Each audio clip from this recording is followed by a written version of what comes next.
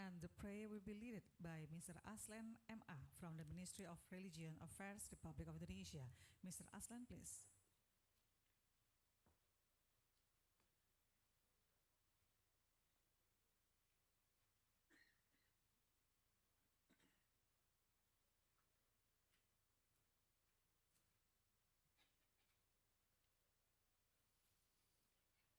Assalamualaikum warahmatullahi wabarakatuh.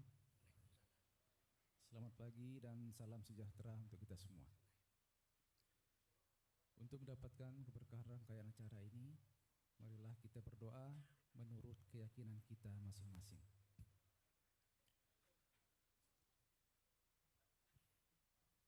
A'udzubillahi minasyaitonirrajim. Bismillahirrahmanirrahim. Alhamdulillahi rabbil alamin. Wassalatu wassalamu ala sayyidina Muhammadin wa ala alihi wa sahbihi ajma'in. Allahumma ya Allah, Tuhan yang Maha Agung, kami agungkan asma-Mu seraya memohon dan mengharap ridho-Mu. Pada hari ini kami menyelenggarakan seminar internasional dalam rangka memperingati Hari Pers Nasional. Kiranya ya Allah, Engkau berikan kelancaran kegiatan kami ini.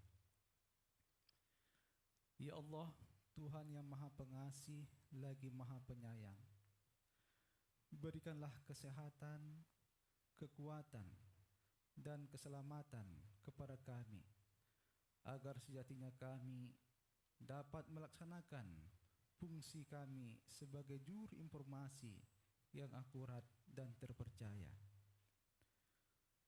Ya Allah, berikanlah pintu-pintu kebaikan, bukakanlah pintu-pintu rezeki, pintu-pintu keselamatan, pintu-pintu kesuksesan kepada kami semua. Semoga kami dapat terus menghidupkan dan menumbuh kembangkan media pers yang handal demi menegakkan kebenaran dan keadilan sosial di tengah-tengah bangsa Indonesia khususnya dan dunia global umumnya. Ya Allah, Tuhan yang Maha Pengampun, ampunkanlah segala dosa dan kesalahan kami. Ampunkanlah dosa dan kesalahan kedua orang tua kami, dosa dan kesalahan para pemimpin kami. Ampunkanlah dosa-dosa kami di masa yang akan datang.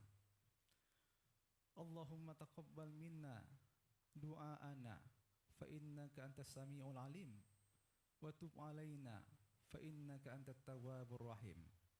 Allahumma ja'al jam'ana hadza jam'an marhuma wa tafarruqana min ba'dihi tafarruqan ma'suma. Rabbana atina fid dunya hasanah wa fil akhirati hasanah wa qina adzaban nar. Wa sallallahu ala sayyidina Muhammadin wa ala alihi wa sahbihi wasallam walhamdulillahi rabbil alamin. Assalamualaikum warahmatullahi wabarakatuh.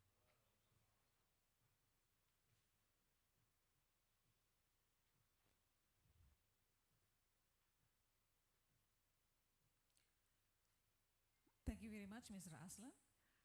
The distinguished participants that join with us via offline and online or Zoom meeting, being the host of this seminar, Mr. Atal S. Depari, as the President of Confederation of Asian Journalists, is happy to present the opening speech. Mr. Atal S. Depari, please.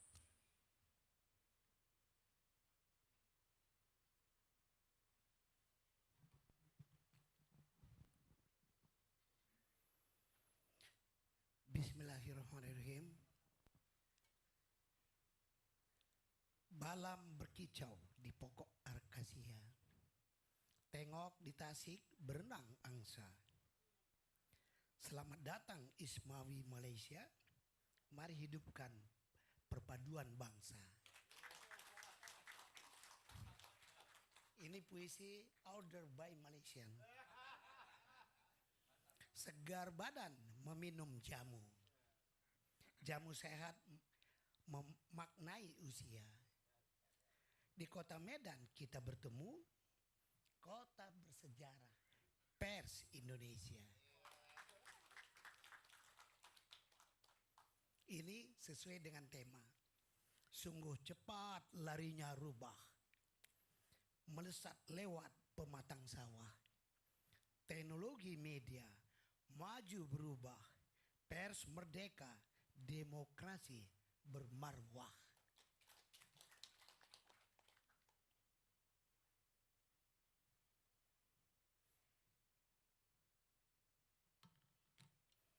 Baru pidato ya. Pidatonya by text.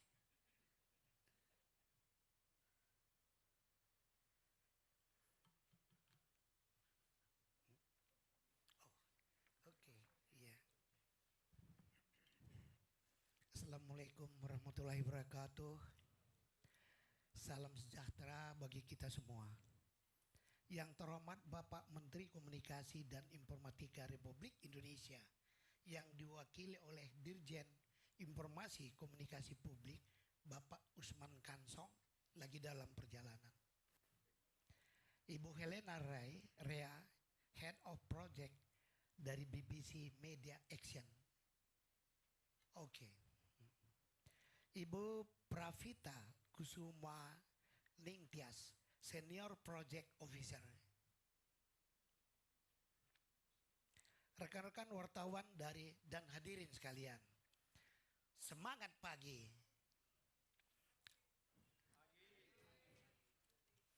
Selamat datang di seminar internasional yang luar biasa ini.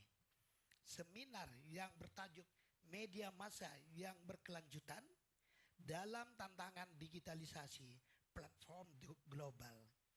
Ini nantinya akan membahas mengenai disrupsi yang dihadapi oleh media. Kegiatan ini merupakan bentuk kolaborasi yang melibatkan Confederation of Asian Journalists, CAG, PWI, dan BBC Media Action.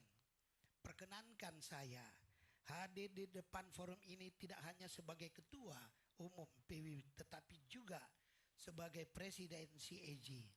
Yang pada Oktober 2022 lalu di Bali, saya selaku Ketua Umum PWI menjadi Presiden CAG berdasarkan giliran di antara organisasi wartawan di seluruh negara anggota ASEAN kecuali Brunei.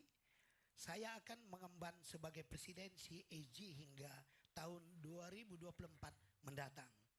Hadirin yang saya hormati, seperti kita ketahui adalah suatu keniscayaan bahwa Indonesia terintegrasi dalam lanskap digitalisasi global.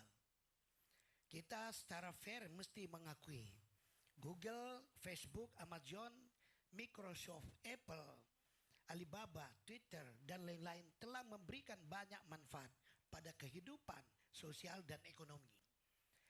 Pengembangan ilmu, pengetahuan, dan teknologi, kebebasan berekspresi, ekonomi kreatif, dan bahkan proses berdemokrasi. Namun, disrupsi yang mereka timbulkan juga sesuatu yang nyata dan dapat dirasakan di hampir semua bidang kehidupan. Tidak ada sektor yang menghindar dari transformasi digital. Sektor media dan profesi wartawan termasuk yang mesti mempersiapkan diri untuk menerima kebaikan sekaligus mengantisipasi keburukannya.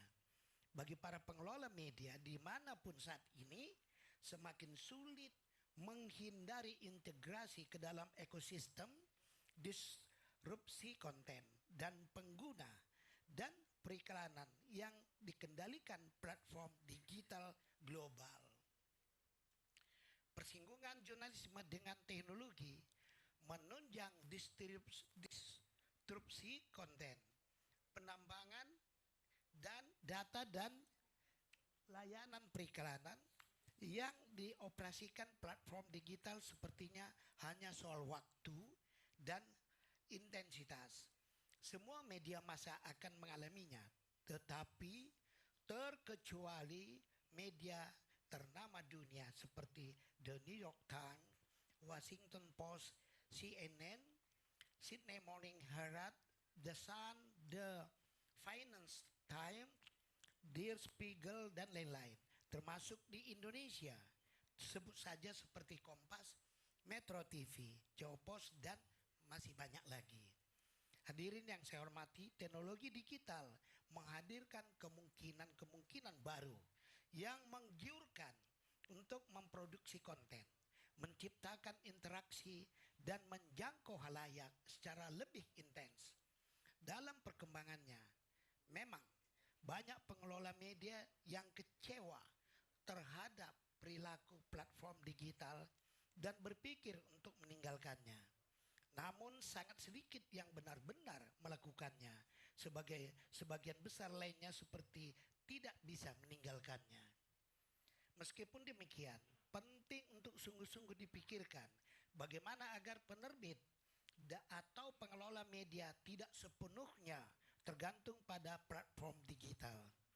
Penerbit semestinya tidak hanya mengandalkan kerjasama dengan platform digital dalam mendistribusikan konten, meraih pendapatan, dan mengelola data pengguna. Saat penerbit harus senantiasa memiliki opsi lain di luar kolaborasi dengan platform digital untuk ketiga hal tersebut di atas. Kemandirian penerbitan di hadapan platform digital ini sangat fundamental sifatnya untuk keberlanjutan hidup media. Sejauh ini platform digital tampaknya masih memiliki kepedulian terhadap kualitas jurnalisme dan demokratisasi arus informasi. Namun perlu ditegaskan bahwa motif utama di balik uluran tangan platform digital ke kalangan penerbit sesungguhnya bukan di situ. Pada galipnya platform digital adalah kekuatan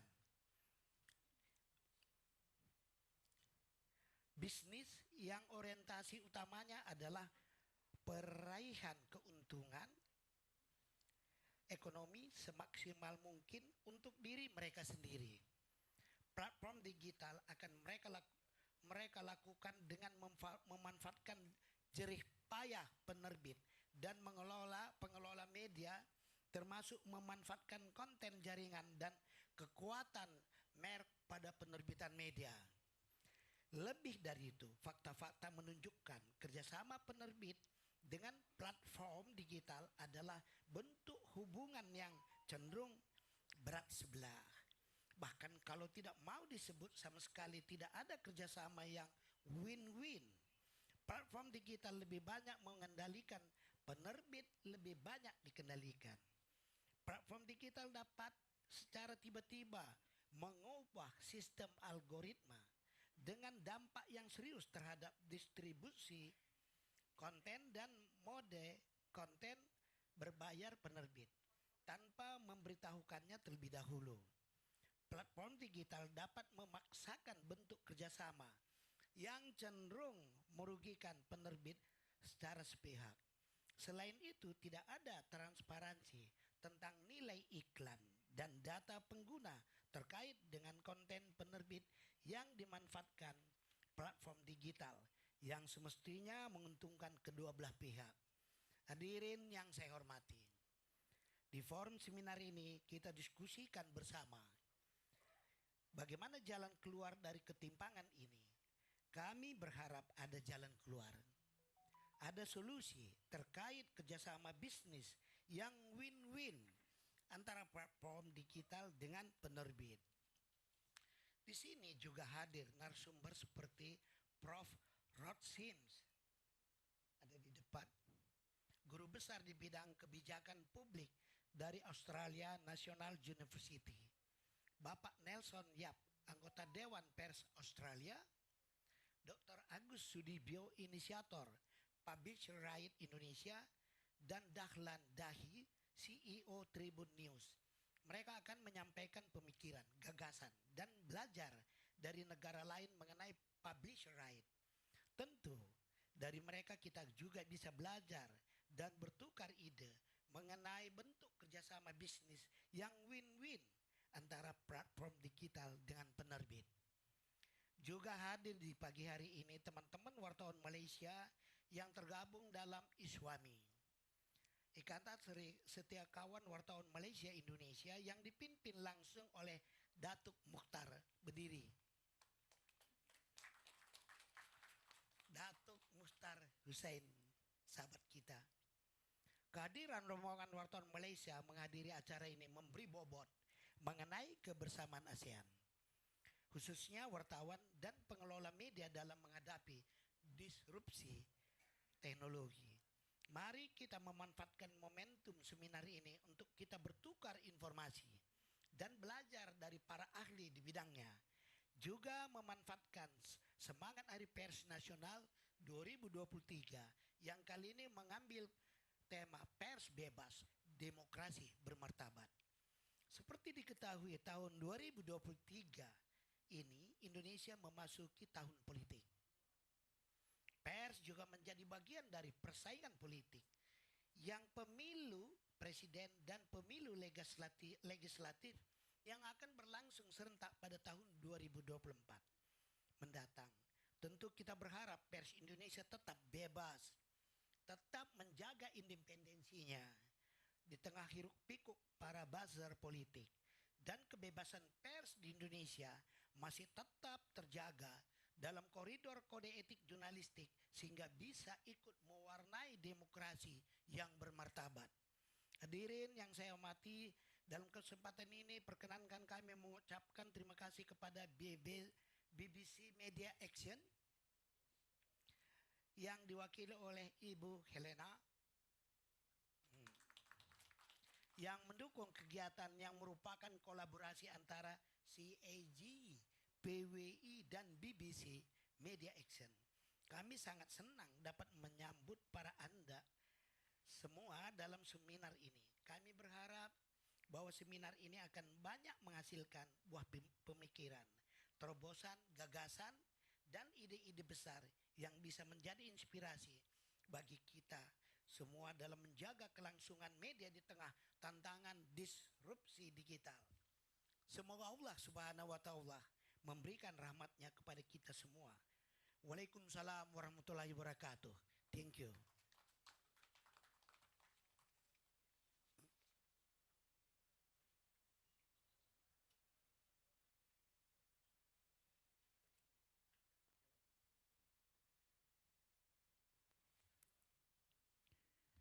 Baik, selanjutnya kami persilakan untuk Bapak Ibu atau Bapak Ibu beserta peserta ya.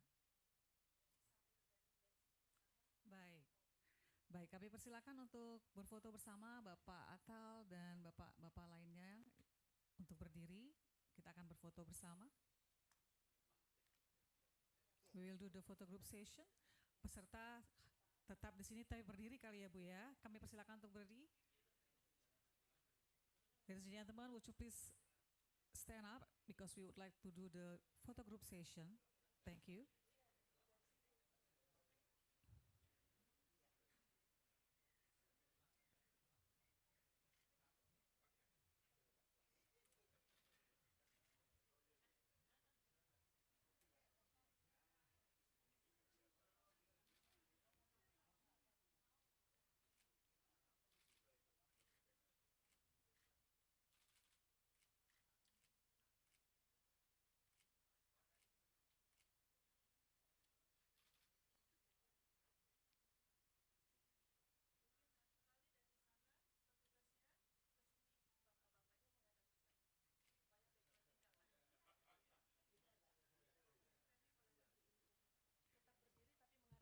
Bapak Ibu mohon tetap berdiri tapi menghadap ke belakang.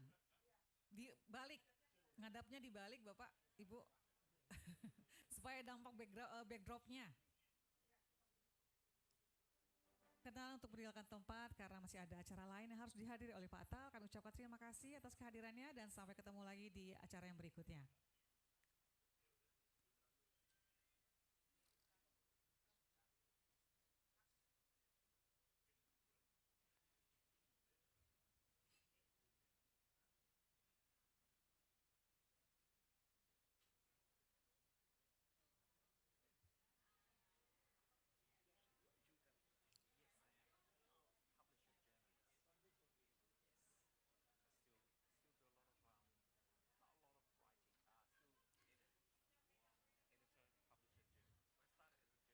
Bapak Ibu yang berbahagia, kita akan langsung saja masuk ke acara utama, yaitu panel discussion.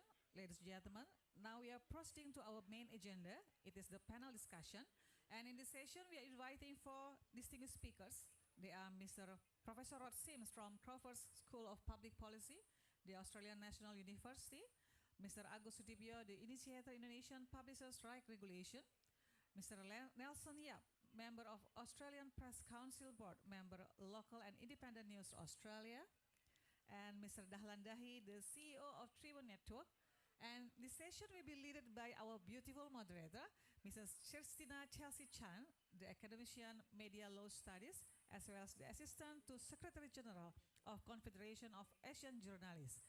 And we are seeing that all the speakers and moderators are in front of us. And ladies and gentlemen, let's give a big welcome to our speakers and moderator.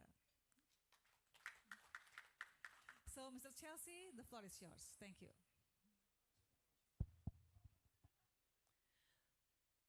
Thank you, Ibu Femi.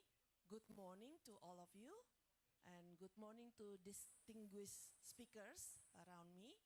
And allow me to start the session with the information about the list of speakers, of course. As you may know that the initiate speakers, according to the program, before the panel start, it should be the speech from representative of Minister of Information and Communication, in this case, Director General of Information and Public Communication, Mr. Usman Kansong. But we just received news from his staff that he actually on his way to this venue from the University of North Sumatra. So I ask for your kindness that we still can start our panel right now, and when Mr. Usman Kansong arrive, then we will give him the floor for his speech representing as representative of the minister. Will that be okay for you for the floor? Thank you very much. Thank you very much. So I would like to check with our colleague from the IT team to make sure whether Professor Rod Sims already in the Zoom meeting. Does he already? Mr. Sam? Not yet. Okay, no problem. We already informed him that the session will start by 9:30 actually. So it's understandable that maybe he's still in his position to start to join the Zoom meeting, because his current position right now is in New Zealand, specifically in Auckland. So the time zone is very different from Jakarta and Medan time. So we're gonna start with Mr. Nelson Yap, member of the Australian Press Council, but also the founder and board member of Local and Independent News, in this case, Lina, from Australia. And then we will invite Mr. Agus Sudibyo, Dr. Agus Sudibyo, the initiator of the Indonesian Publisher Right Regulation, which is already with us here. And last but not least, of course, our CEO Tribunnews Network, Mr. Dahlan Dahi, on my right side. So there will be a session for dialogue or discussion from the floor to the speakers in terms of clarification of their idea, or probably you want to share your point of view. We will start after the panel finish. So please join us until the end of the seminar, and please be in a good spirit when we join this session. So allow me to inform you in terms of the topic, why we choose the topic digital disruption and sustainable media ecosystem governance. For sometimes the Indonesian publishers in the process of having this process to get in touch with the international digital platform to make sure that the product, the quality of their journalism product can be used in a proper and appropriate manner. In terms of business side, there is a problem facing by the publishers in Indonesia, especially because Indonesia have by population, it's more than Australia. Nelson said about that yesterday. And the international digital platform will be very, very eager to keep the market in Indonesia alive, to make sure that the publishers can cooperate with them. But of course, we're gonna hear directly from the speaker's point of view and their experience directly. So just to start with, allow me to invite Mr. Nelson Yap for your session. Each speakers will have 15 minutes, so please make use of the time available. Thank you. Let's give an applause for Mr. Nelson Yap. Thank you.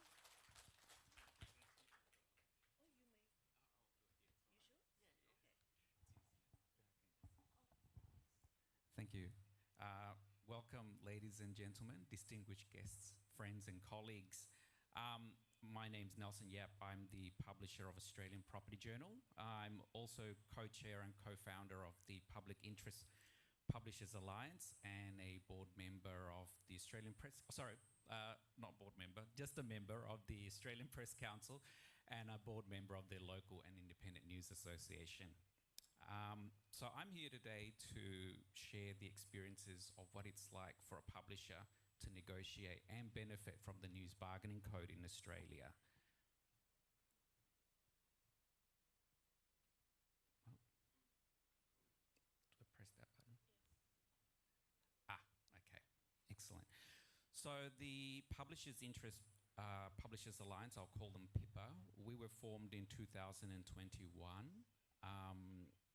When the Australian government announced that the news bargaining code would be introduced earlier that year, it was embraced by all the publishers in Australia because we thought finally we're going to get some sort of revenue or some sort of recognition for all the work that we've done. But after the code was shortly, introduced in Australia, we quickly noticed that independent and small publishers were ignored by the digital platforms. So before the code was, passed by Parliament, they had done deals with the major media companies, which were News Limited, 7 West Media, 9, the ABC, and a select number of medium-sized publishers. But they didn't do any deals with the independent publishers or the smaller ones. In fact, before the code was introduced in Australia, Facebook, we call it unfriended, but they blocked all the news websites and government websites in Australia.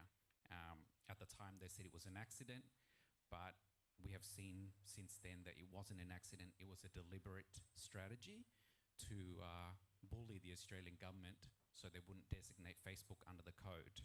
Now, it'll be interesting because we have got 26 million people. Indonesia has much more than us, so I don't know whether Facebook will do the same thing and threaten to ban all the websites in Indonesia, because the last time Facebook had their annual meeting, I think, or their quarterly meeting, they revealed to their investors that they had lost 500,000 users, and we saw 25% wiped out from their market value. So they lost $200 billion. Just by losing 500,000 users. Now imagine if they lost 196 or 98 million users in Indonesia. I think the company would lose much more than 200 billion. Anyway, that's just my thought. So the code allowed the Australian Communications and Media Authority to establish a process publishers could join and basically be found to be eligible news businesses.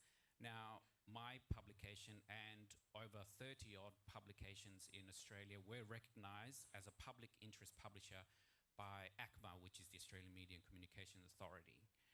But despite being recognised, we still couldn't get the digital tech platforms to talk to us. They ignored all our emails and all our phone calls, all kinds of communication, because they weren't designated under the code. So thanks to Rod Sims, who will be presenting later today, it was under his leadership and his vision that the ACCC allowed an exemption under the anti-competition and laws to allow the publishers to negotiate collectively with the tech giants. So, and also the ACCC had concluded a report that found that there was a power imbalance between the digital platforms and the small independent publishers, as you expect.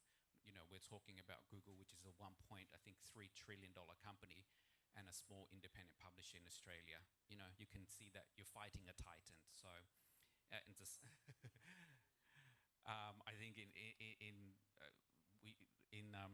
you know, Australia, we say it's a, you know, battle of David versus Goliath. So it is truly that case. So, okay, so I've already spoken about that. So yes, on the advice of the ACCC, we formed a collective bargaining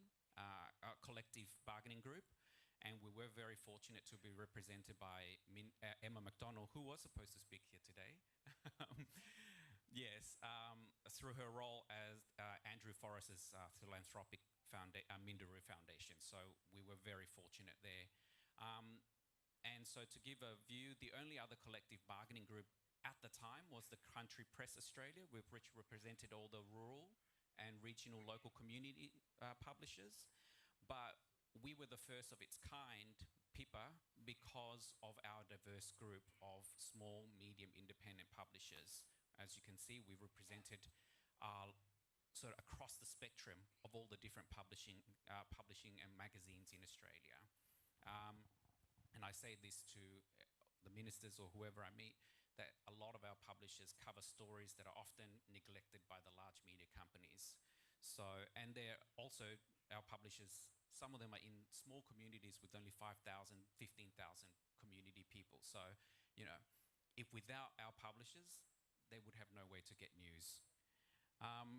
But more importantly, though, I think as we see now the rise of fake news and misinformation, we as journalists and publishers, not just in Australia, but Indonesia and around the world, we are gatekeepers and we're fighting against the fake news.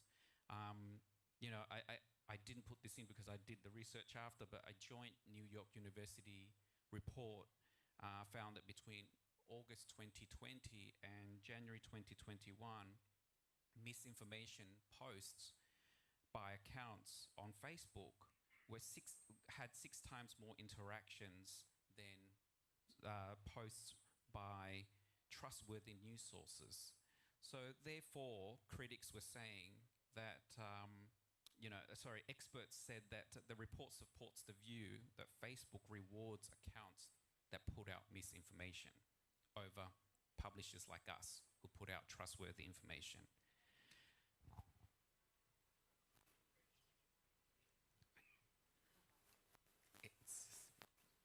So that's a list. I won't read it out, but that's our list of publishers in our group of 24, as I said. So in August 2022, almost a year later, our 24 publishers were lucky to secure a deal or funding from Google, but Facebook continues to refuse to negotiate with us. And to the best, and along with us, Facebook has also refused to negotiate with Australia's largest multicultural broadcaster, SBS. So they publish all the Croatian, Greek, everything, but Facebook refuses to do a deal with them. And Facebook also refuses to do a deal with The Conversation, which is a large academic and publication. So, and But having said that, so we were very fortunate, but after us, to the best of our knowledge, no other publishers have done a deal since then with Google or Facebook. And so in that sort of, I'll just jump to so the government in Australia conducted a review of the code 1 year after to see what impact he has had. But the government decided, despite our lobbying, the government decided that they would not designate Facebook under the code because it requires designation for the negotiation to be mandatory. So the negotiation right now is voluntary between the digital platforms and the publishers. So in a sense, Facebook did not face any consequences for blocking news in Australia. It has successfully bullied the Australian government, which is very disappointing, into not doing anything. And therefore, as I said, Facebook continues to extract billions of dollars in advertising revenue from the Australian market without remunerating most of the independent publishers. Okay, so why the code is important, our experience. So as I said, it's all up there, you can read, but in Australia we had between 2019 and 2022, 265 newsrooms were closed across the country. Now that's, for a country of 26 million people, that is a lot of newsrooms. And in the last 15 years, we've lost 60,000 jobs in our industry. That's a lot of journalism, a lot of journalists, editors, sub-editors, what have you, anyone working in our industry. So, in a sense, this code, when the Australian government introduced it, was a very critical reform because it has been so long, it has been 15 years of the digital platforms having a free ride of our news and benefiting from our news and making billions of dollars in digital advertising revenue and taking it away from us without giving us anything. We have to employ the journalists, we have to do all these stories, and they just benefit from it. So the code was important to address that disruption that we've experienced.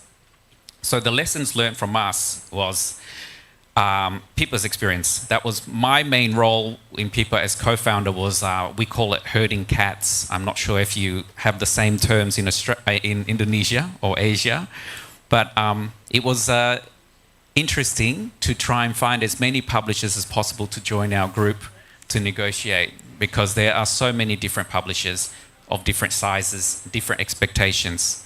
So that was a challenge.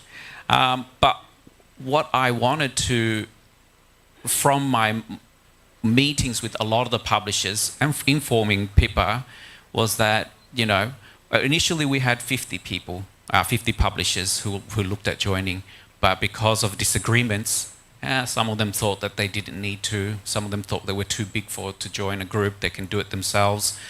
So for various different reasons, they decided that they wouldn't be part of it, so we ended up with 24. But these publishers still do not have a deal today. So my experience from this is that we are stronger together. Whilst some of us might be competitors, you know, at the end of the day, if we don't stick together, we are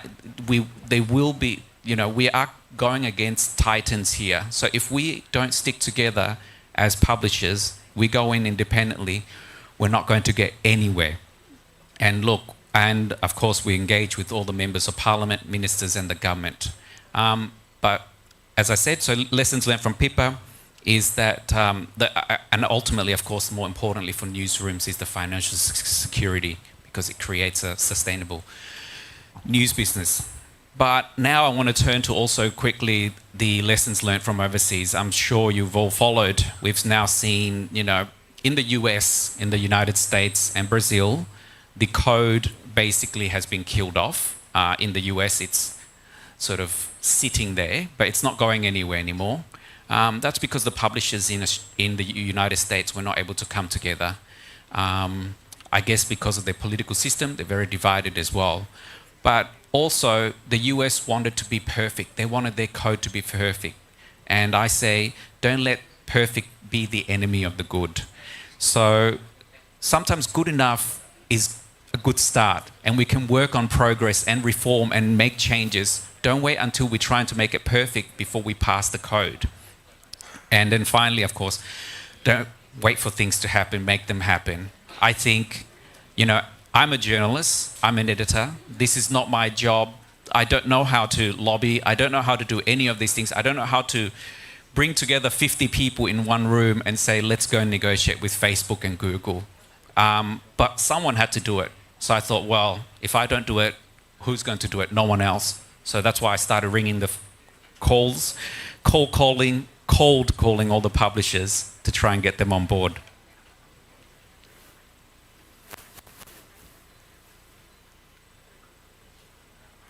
Okay. There's a delay. Oops. Oh no. So funding, that's just a quick slide. Yes, so now in Australia, where, as I said again, and Chelsea has mentioned, we are a small population. We have only got 26 million people, so our media companies are smaller than yours. But publishers, large and small, in Australia have benefited from the deals that have been done with Google and Facebook. These multi-year deals between 3 to 5 years and have brought in over $200 million to local news businesses in Australia. So, and we saw that with the Guardian newspaper. That investment that they secured from Google and Facebook has enabled them to expand their newsrooms by 40. I think it was actually 50 journals, but I said 40 just to be safe. So the Guardian is just one example of many newsrooms in Australia that have benefited. So from Pippa, our own experience from our 24 publishers, as I said, we secured funding from Google. And to their credit, since we have made a deal with Google, we signed our deal with Google, they have recognized our value to their, they have recognized our value to their platform, and we've had a very positive working relationship with Google, which so it should be. And also we've received a lot of mentorship from Google and participated in a lot of training programs, particularly in digital disruption. We wanted to learn what's the best approach, how are we sort of reaching our new audiences. And at the end of the day, we also know that Google has access to all the data analytics, so they can share that vision, that sort of data with us to help us navigate this digital disruption. But from my experience, an independent publisher and owner of Australian Property Journal, the funding from Google has allowed me, just in my example, to hire more journalists. I've also started an internship program with universities to train young journalism students. We've also expanded our public interest journalism news coverage. So we're doing a lot of stories about homelessness, social housing, climate change. So all these things. We've upgraded our digital infrastructure, launched new products, and we've also grown our traffic as well. And that's just in the first 6 months. So actually our first 6 months was February the 1st. And that's just in 6 months what we've achieved from Google funding. And we have all, as I said, publishers, large and small, secured multi-year deals. So imagine what multi-year deals can do for Indonesian publishers if we have achieved that in just 6 months. So my final thoughts are that, and we've seen this in the Treasury Review in Australia, is that Google and Facebook are just the start. We've got digital disruption, but digital disruption has now evolved into the social media disruption, because as now, no doubt you've now noticed in Indonesia that the millennials and the Gen Z news audiences, they turn to social media to get their news. So therefore, in Australia now, the government is considering expanding the code to include Instagram, TikTok, YouTube, Microsoft, and the Apple News platform. And I think the Indonesian government, and particularly looking at the code, should consider expanding it to the social media platform as well, because that's where a lot of the people are getting their news. Research from Oxcom in 2022 found that 29% of teenagers are getting their news from Instagram. And I actually said Instagram twice. 28% are getting their news from TikTok and 28% from YouTube. I should have fixed that mistake. Sorry. And so now, but also the Reuters Institute at Oxford University found that a third of TikTokers now use TikTok for their daily news. Now, and YouGov Global Profiles did a research and found that 2 in 3 people in Indonesia and Vietnam, that's 67% of the population, yes, that's right, use social media as a source of news. That's the highest rate globally and higher than the global average of 46%. I think if you look closely, Australia, we are around, well, we're 33%. So you have an audience that's twice as engaged with social media when they get their news. And also, I suppose it makes sense because consumers aged between age 18 and 33 make up the majority of the audience that use social media for news. And again, I point out, Indonesia has the youngest median age in the world. You have people who are a lot younger than most countries. So, and we know that young people are the most engaged in social media. So, social media disruption is the next one. Google and Facebook are great, you know, to get the code started. They're great, but we also have to consider that in order to preserve journalism, and what we do is a public good, we are just as important as hospitals, roads, and all those things. We sometimes, I think, in the media don't sort of see ourselves doing public good, because I have to confess, a year ago, before I started doing this, I just saw myself as a journalist writing stories every day, you know, filing in your stories and then going home and thinking that's done, that's fine. But we don't value what we do sometimes, and I think then we can't, if we don't value what we do and if we don't see, sort of step back, then how can we go to government and say, you need to support us in this because we want to deal with Google and Facebook? What we do is important, particularly in the rise of fake news as well. So we are the gatekeepers against fake news. Without us, the government will have to contend with a lot of misinformation and fake news that's on social media. And that will destabilize, and it's not healthy for democracy. So what we do is healthy for democracy. And it is, we are a critical pillar in democracy. Thank you very much. Thank you, Pak Nelson. Allow me to call you Pak, as we usually here in Indonesia, for respecting the male gentleman, whether it's married or unmarried yet. So please bear with me. So, Bapak dan Ibu, okay. Bapak dan Ibu, allow me to speak in bahasa a little bit, just a little bit. Bapak dan Ibu, untuk informasi bahwa penterjemahan dari bahasa Inggris ke bahasa Indonesia sebenarnya tersedia dalam caption di dalam ruang Zoom. Jadi jika membutuhkan bantuan penterjemahan tersebut, kami persilahkan untuk bisa mengakses dari device masing-masing di link Zoom yang disediakan oleh panitia atau di YouTube yang disediakan oleh panitia. So, back to English. Back to English. Another information from the committee out there that Mr. Usman Kansong, our Director General, is already on his way to this venue. But the traffic in Medan is unpredictable, as we experience these 2 days in Medan. So please bear with me too for this, and also the speakers. But Mr. Usman Kansong committed to be with us later soon. In the meeting room right now, we have Professor Rod Sims. Do we have Sam Oliver? Is he? Yes? Okay. Can you show him in our screen, please? Hi. Hello, Professor Rod. How are you? Okay. One moment. We haven't heard your audio yet. Oh, I'm sorry. Can you hear now? Yes, loud and clear. Thank you very much. So, Professor, just to inform you that we already opened the seminar by official opening. We just finished with that. And then we already invite Nelson Yap as the first speaker, because it's my apology if it's a bit of the structure of the speakers is a bit changing, because we understand that you are kindly agree to speak with us even though you are on holiday. So really appreciate your time right now. It's very valuable for us. And we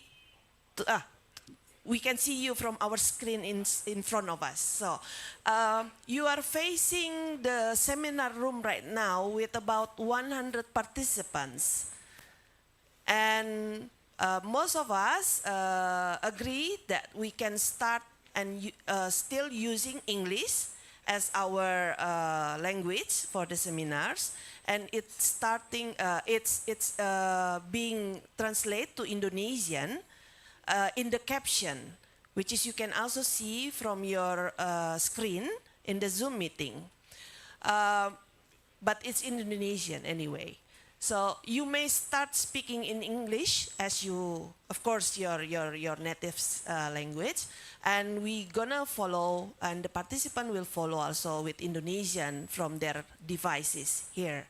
So Professor Rod, let me introduce you that Professor Rod Sims agree with us to speak in this National Press Day conferences, and it's his second participation actually, because last year he spoke with us also in Kendari. He did it during his term as the president of the Australian Competition Authority. And this year, Professor Rod Sims will speak with us as his current academic role, Professor of Harvard School of Public Policy from the Australian National University. But he's currently in Auckland. So we appreciate your time, Professor. So as you may know that the topic of today is still related to the process and the effort from the Indonesian publishers to have the bargaining code and the publisher right to be established in Indonesia. In front of us, publisher owners and also academician join us, and the government official also with us. So we allow us to invite you for 15 minutes to share your thought about this. Thank you, Professor. Let us applaud him to encourage Professor. Thank you. So time is yours. Okay, thank you very much, and thanks for the invitation to speak. Unfortunately, as you say, it did coincide with me being on holidays, and I have to say I'm not in Auckland. I'm very much to the north, the northern tip of New Zealand, so I hope the internet holds up through this discussion. I thought I'd make a few points and then happy to take questions later on. The first point is that what started the News Media Bargaining Code in Australia was a study done by the Australian Competition and Consumer Commission. The law in Australia is such that when the government directs us to do an inquiry, that gives us powers to get information, compulsorily demand information, and it also requires us to make recommendations to the government, which we did. Now, the study was about digital platforms, media, advertising. We ended up making 23 recommendations, of which one was that there be a news media bargaining code. We did make other recommendations about providing funding to local journalism, and a range of other things. So the News Media Bargaining Code was not our only recommendation in relation to journalism, but it was I think our most important one. The reason we made the recommendation for a News Media Bargaining Code was that we could see that, as the previous speaker said so very clearly and very well, the platforms use the content of media businesses to attract people onto their platform, either to answer Google searches or to be on the Facebook newsfeed. When the media companies asked for compensation for this, they were told no. And our view was that there was an imbalance in bargaining power, in the sense that Google and Facebook need media, but they don't need any particular media. They could, even if they had half the media, that would be enough for them. Whereas each of the media businesses did need to be on Google and Facebook. So it was an imbalance in the bargaining power to arrive at an appropriate payment for that content. Google and Facebook said there is no payment for content. The concern we had and the government had was that, again, as the previous speaker just said, journalism is fundamental for democracy. It is a vital ingredient of a well-performing democracy. We don't want the platforms to not make payment, otherwise journalism will decline significantly, and if journalism declines, then our societies will decline. So the logic for the News Media Bargaining Code was the imbalance in bargaining power and the importance of journalism. Now, the News Media Bargaining Code was a recommendation to government. It was accepted by government at the end of 2020. And the point I want to make here is it's nothing to do with competition law, even though it was the Australian Competition and Consumer Committee which recommended it, or Commission which recommended it. It is government legislation. So ultimately, in Indonesia, in other ASEAN countries, you need government legislation to make this work. Now, there's three components of that legislation which are fundamental. One is that there is a process of negotiation, but if negotiation does not yield an outcome within a certain period of time, then there is a process of arbitration. So it is a negotiate, arbitrate model. The reason that's important is Google and Facebook, you could require them to negotiate, but they'll still say, we won't pay you anything.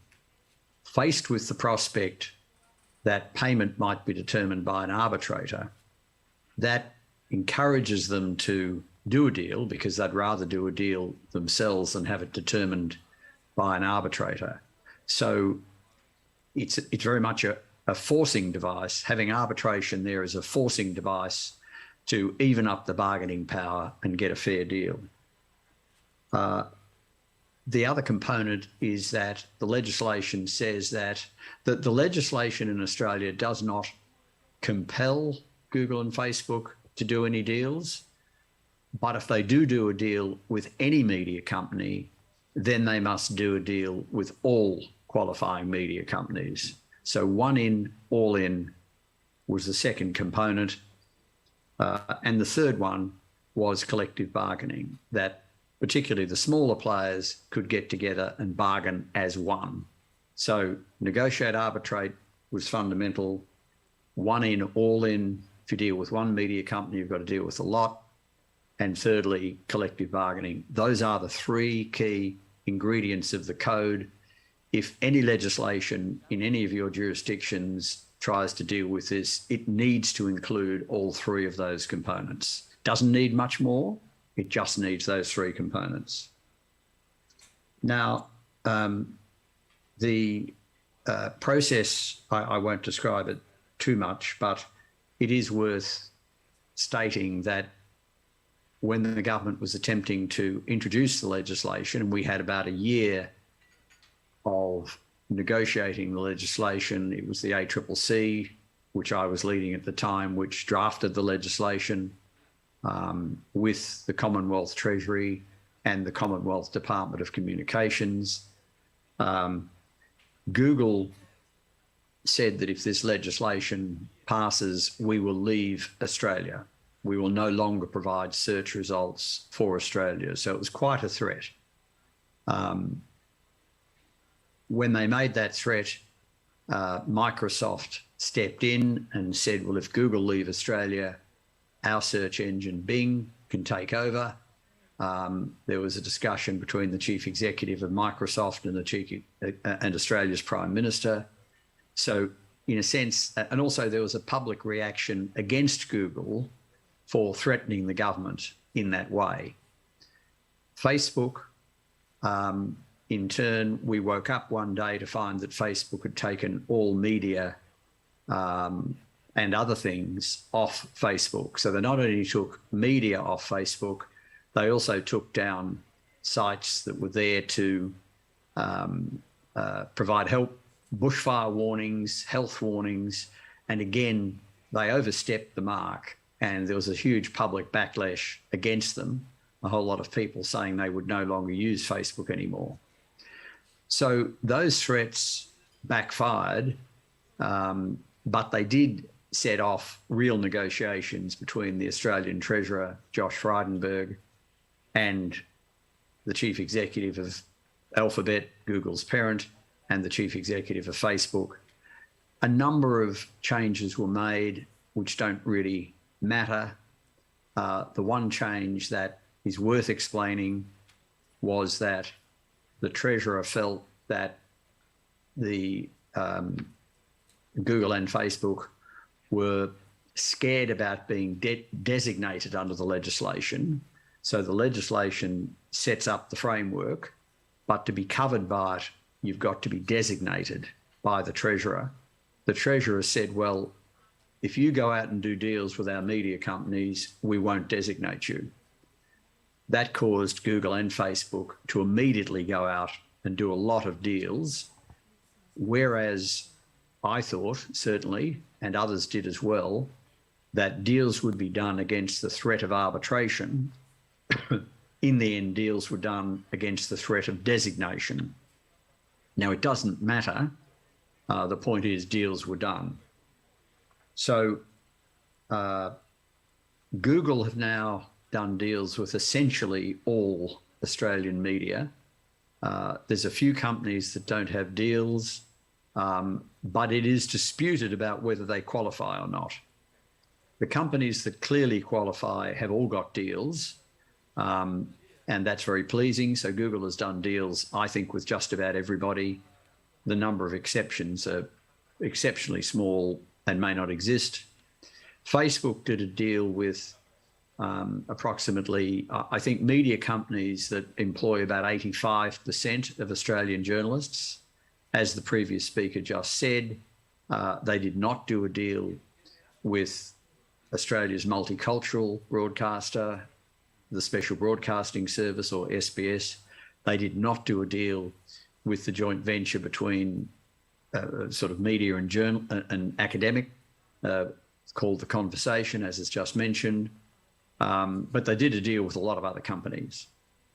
So the result of all that was that Google and Facebook are paying over $200 million per year to Australian media companies. The previous speaker mentioned some of the benefits of that. The Guardian increased its staff by about 50%, and various journalists have told me that once the code came in, there's never been a better time to be a journalist. That is, the demand for journalism services has gone up massively. So it's been very successful, a lot of money paid. Now, there's a couple of criticisms that have been made internationally about the code. One is that it just deals with, it just benefits the large players, not the small ones. That is simply not true. Google have done a deal with, as I say, just about everybody. Facebook with about 85% of the media landscape. But deals have been done with large and small players. In my experience, the smaller players got more money per journalist than the larger players. Now, that's not going to be always the case, but it's certainly largely the case. It's been a very successful process. It's now being followed in Canada, where the legislation is now being reviewed by the upper house of their parliament. I spoke to the lower house. It's now before the upper house. So I'm very confident that there'll be a news media bargaining code equivalent in Canada.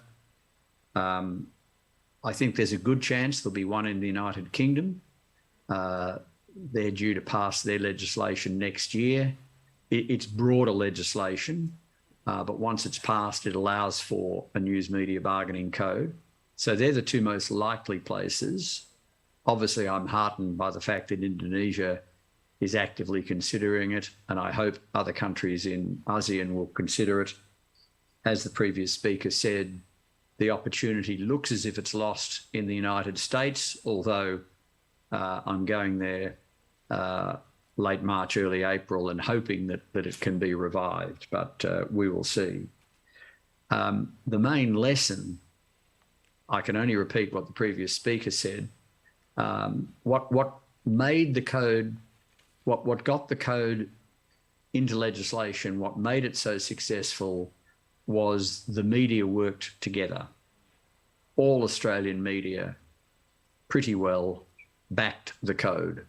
Even newspapers to the right and to the left of the political spectrum, they joined together and lobbied the government to get the code. And with the code in place, then deals were successfully done.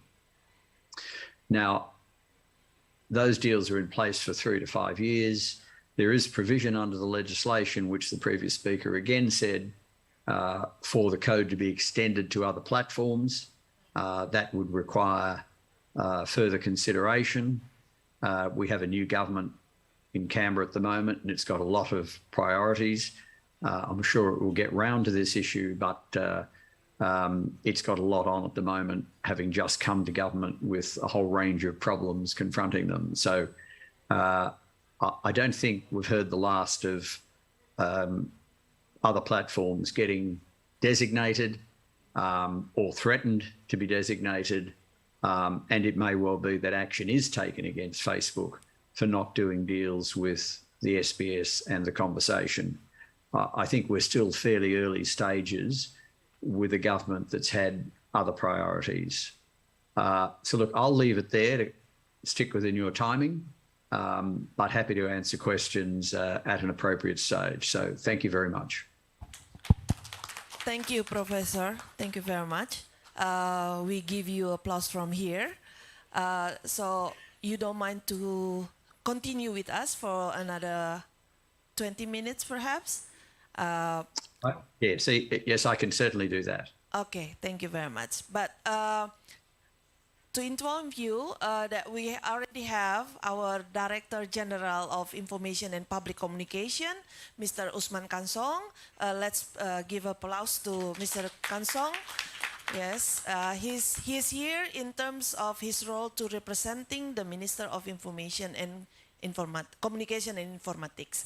Pak Usman, we already start with 2 speakers, especially Nelson Yap from the LINA, the local and independent news publisher from Australia, and he spoke about the process and the success, and especially quite interesting, what happened after that.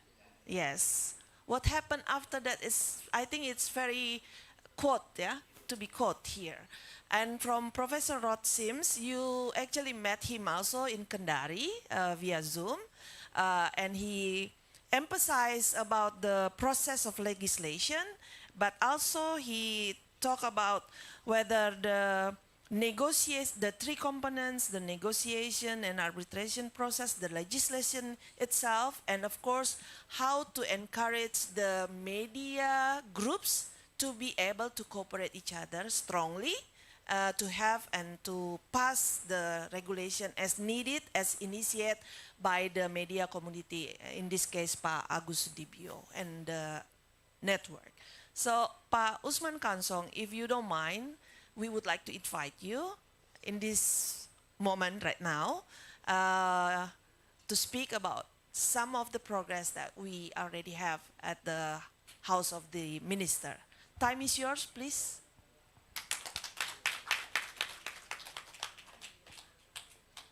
To inform you that we use the English, but you may speak in Bahasa.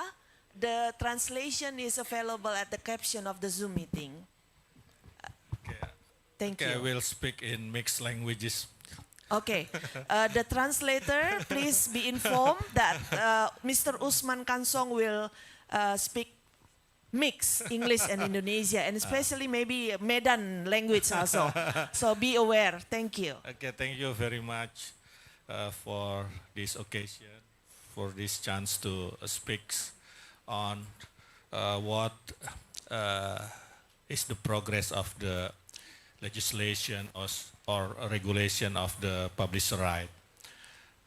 Cominfo, the Ministry of Communication and Informatics, has just submitted the draft of a presidential decree on publisher right or negotiation code in terms of Australia, like Rod Sims said earlier.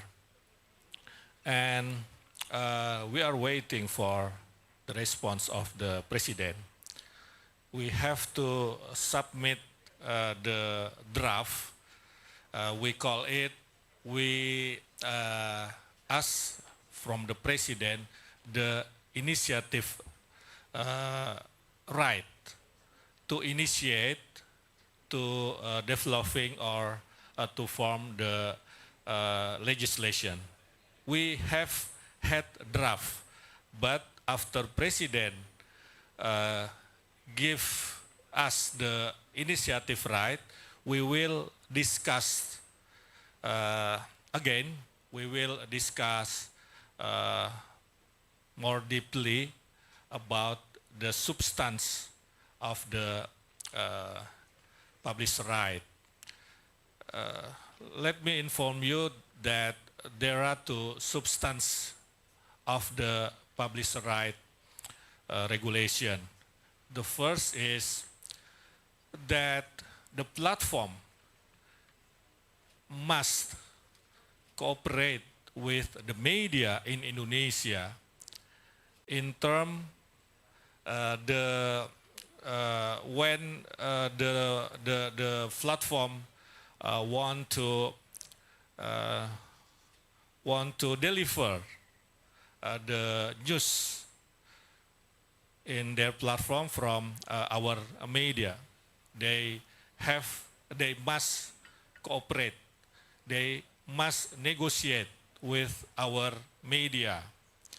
But the negotiate will be B2B business, business to business negotiation.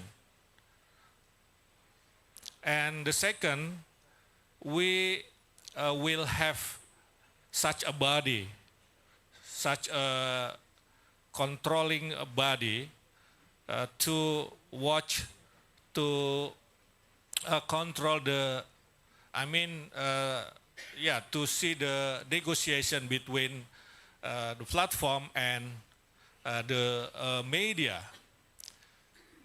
The body will mediate if there is a dispute, if there is a dispute between platform and the media.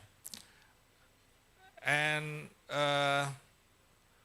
it is okay also if the platform and the media use arbitrage mechanism via BANI. We have BANI here in Indonesia, Badan Arbitrase Nasional Indonesia. And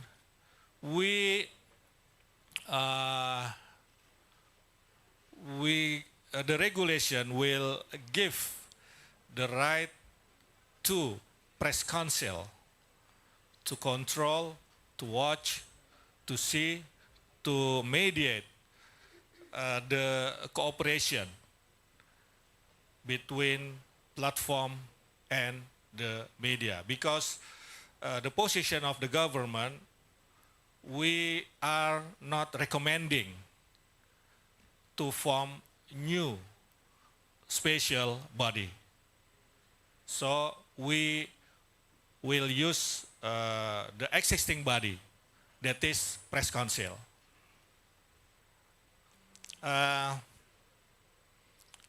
I agree with Rod Sims that this legislation, this regulation needs the working together, the cooperation amongst the media. The media in Indonesia and the government should be united.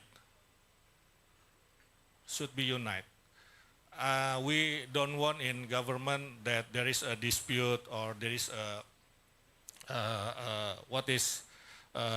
differences opinion between amongst the media in Indonesia. So we should unite here if we want to regulate the platform. And the position of the government here that we have press freedom here in Indonesia. So we will regulate the economic aspect, not the press or journalism aspect. That's the first. And the second, we regulate, we govern the platform, not regulate or govern the press. Yeah, because we have press freedom here. We off in HPN 9 February, in next 2 days, the president in his speech will respond the draft of regulation that we have just submitted to the president. That's all. Thank you very much. Thank you, Pak Usman Kansong, for your brief information on the update of the progress from the minister's side. Next, directly we invite Mr. Agus Sudibyo, Dr. Agus Sudibyo, to present his thought. Thank you. And next, after that, we will invite Pak Dahlan Dahi. Thank you.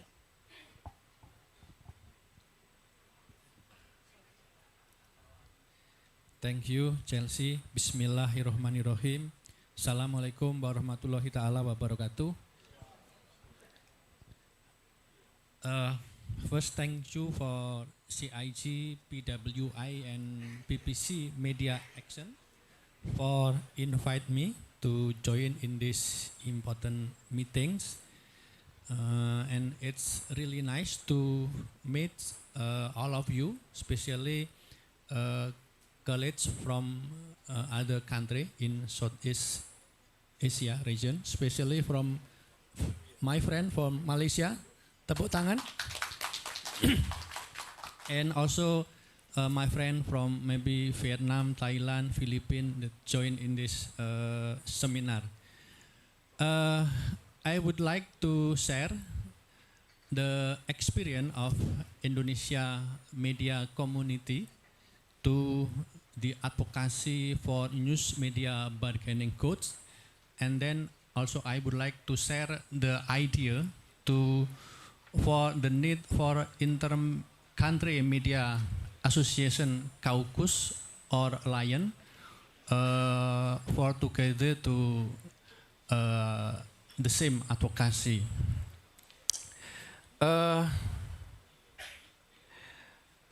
As we all know that the main problem in media industry now is the monopoly by the giant global digital platform.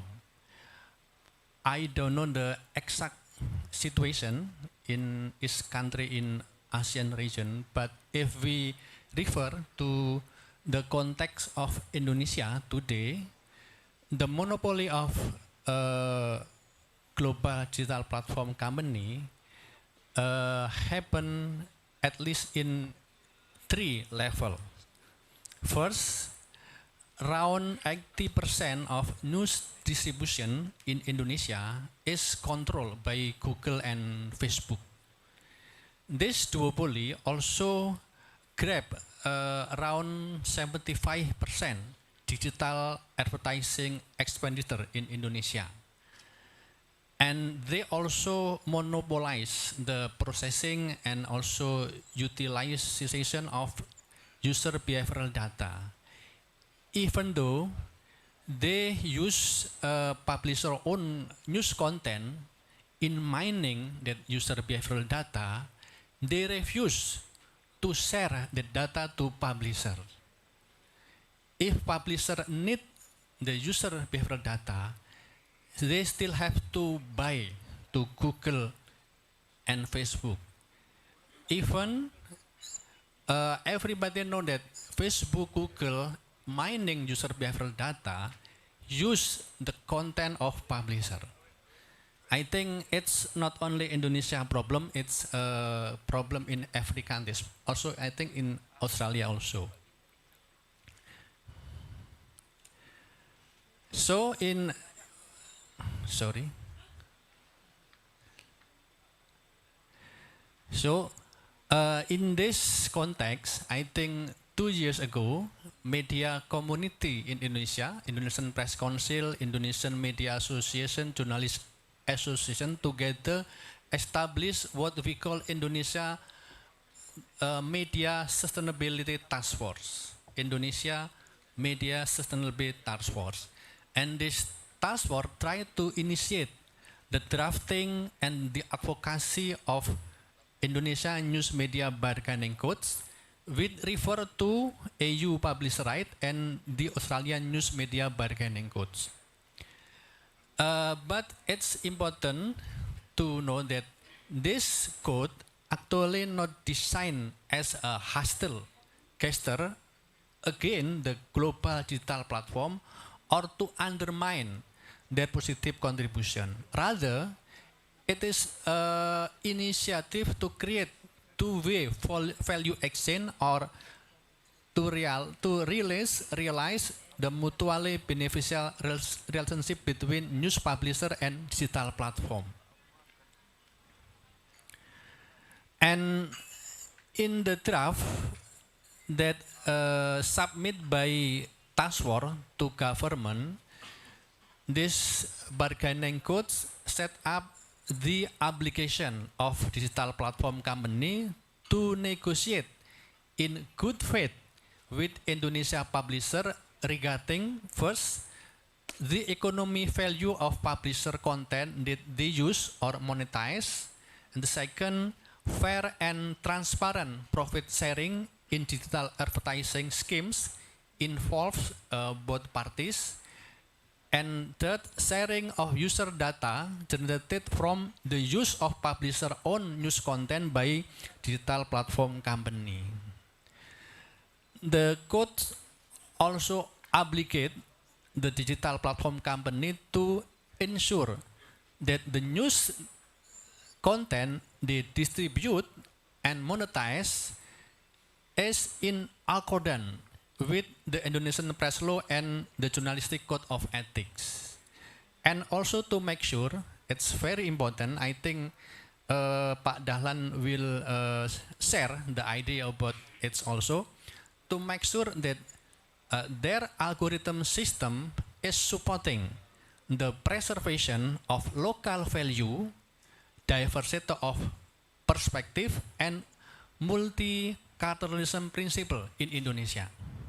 So we also talk about how we govern the system of algorithm in some national entity.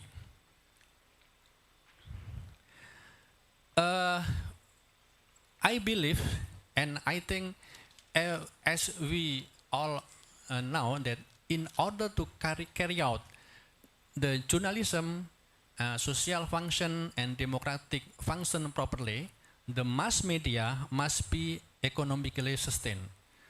The mass media must be strong enough as business entity.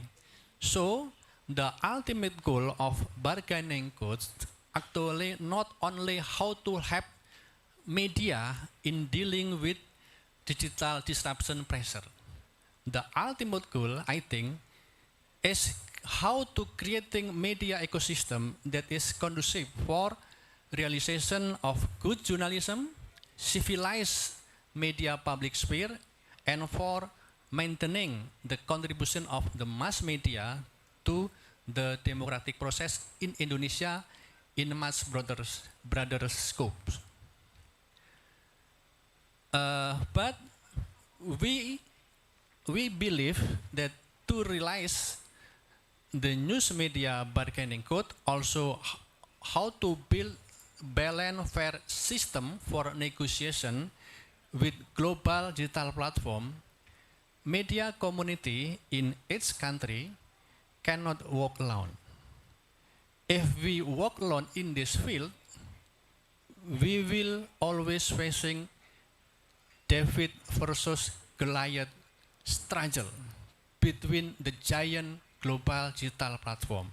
So we must build network, and therefore we need to establish a kind of caucus or alliance of the media association in ASEAN region, and together fulfilling media sustainability principle in this region. This is the idea that we try to offer to all of you, to colleagues from different countries in ASEAN region, because we will be stronger and have better position in bargaining with the giant global digital platform if we establish this kind of caucus or alliance. I think this is the idea that I want to share to you, and hopefully this will be meaningful and useful in this seminar. Thank you. Thank you, Dr. Agus Sudibyo. The process of the advocacy and the purpose of the ultimate goal together among the ASEAN Journalist Association and journalist organization to have this idea to be happen at the end. Pak Dahlan Dahi, time is yours. Yeah, thank you very much. Can I have my slide? This. Yeah. Pak Sam. Okay. Thank Yeah. you very much. Thank you. Assalamualaikum, selamat siang. Ladies and gentlemen, it's an honor to speak in this forum, but let me introduce myself to understand my perspective. I think this is important. I am CEO of Tribune, which is a media network that have 40 offices across Indonesia, and I work as a journalist, so local journalist as yours. But I am a little lucky that I work as a journalist for almost 30 years now. I work as a journalist 19 years, yeah, in local newspaper. It's okay. So second, I want to put in the context. So Australian News Bargaining Code is about the relation between publisher and platform in business side. So it's about revenue share, which is also important since I believe that media can do the main role as a fourth pillar of democracy when financially, businessly, they are strong. So we have to make the media strong so they become do their role as an important part to build the democracy. But I think it's not enough. We should also look at the how algorithm impacting our life. Since it's also important. It's not about money, it's not about profit and loss, but it's about the public's prosperity. That would be my point. Can you help me to? Okay. Please run the video. I think the slide says video. It's okay.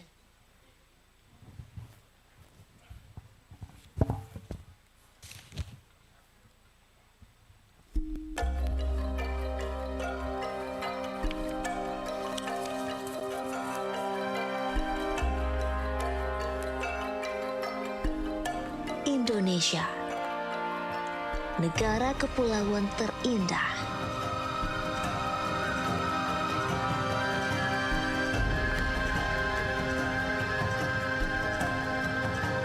Beragam suku, bahasa dan cerita unik penuh makna.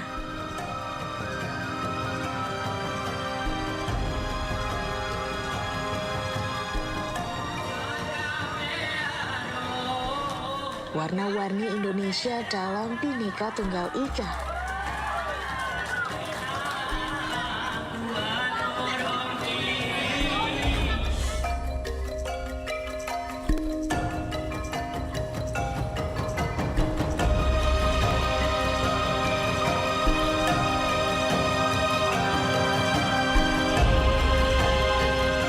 Kami terus tumbuh menjadi mercusuar di negeri 1001 cerita.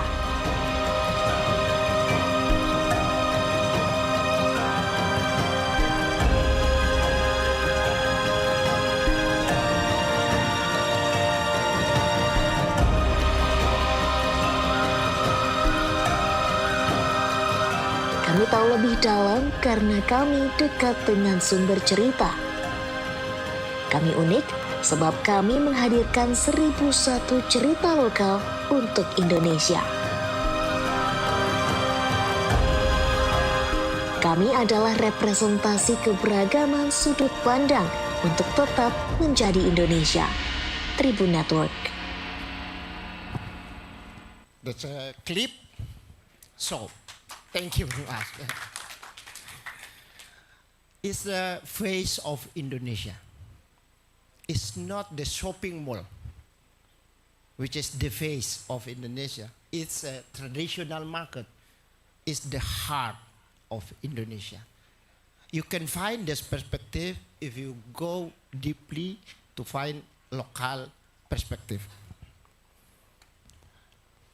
That's why we see Indonesia, which is diverse in ethnicity, culture, and religion. It's a beautiful Indonesia that make Indonesia Indonesia. Next slide. So I think that's summarized about the. Okay, this is Tribun Network. So Nelson from Aceh in the left side. Flight to Papua, I think took like 5 hours. Yeah, it's the same you fly from Melbourne to Hong Kong. Yeah, right. Yeah, that's Indonesia. Okay. Okay, we start with local newspaper 35 years ago.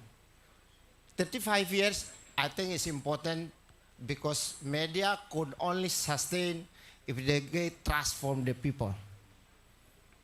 If the media become a trusted partner to develop the society. I think that's important things. Second important things that since we employ local journalists and local editor on ground, then we empower local culture. From Aceh to Papua. And the most important thing, we preserve local values. I think this is a big thing. How to still have a local character as an Indonesian, at the same time, we consume the global media. through our global village. Yeah, I think this is important. So, however, yeah, a shift is happening in media industry. So, who take the control? This one or? Yeah, okay. Look, this is a scheme. I just want to simply explain this. So, wait a minute. Okay.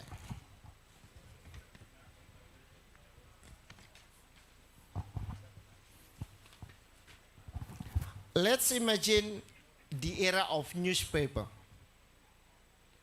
where the digital social media and Google are not so powerful like nowadays. Okay.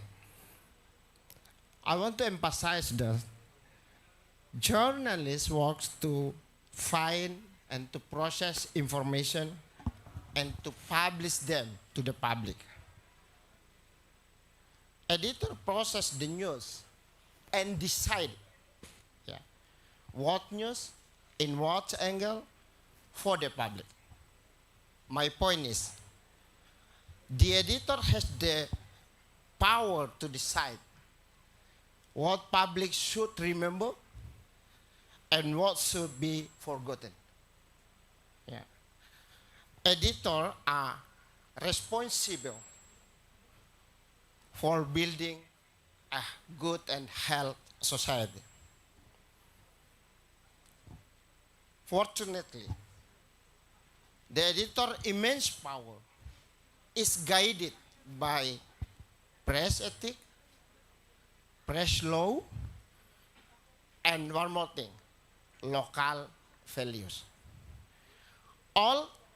It's all ensure the editor works for the public, for democracy, and protect the local values.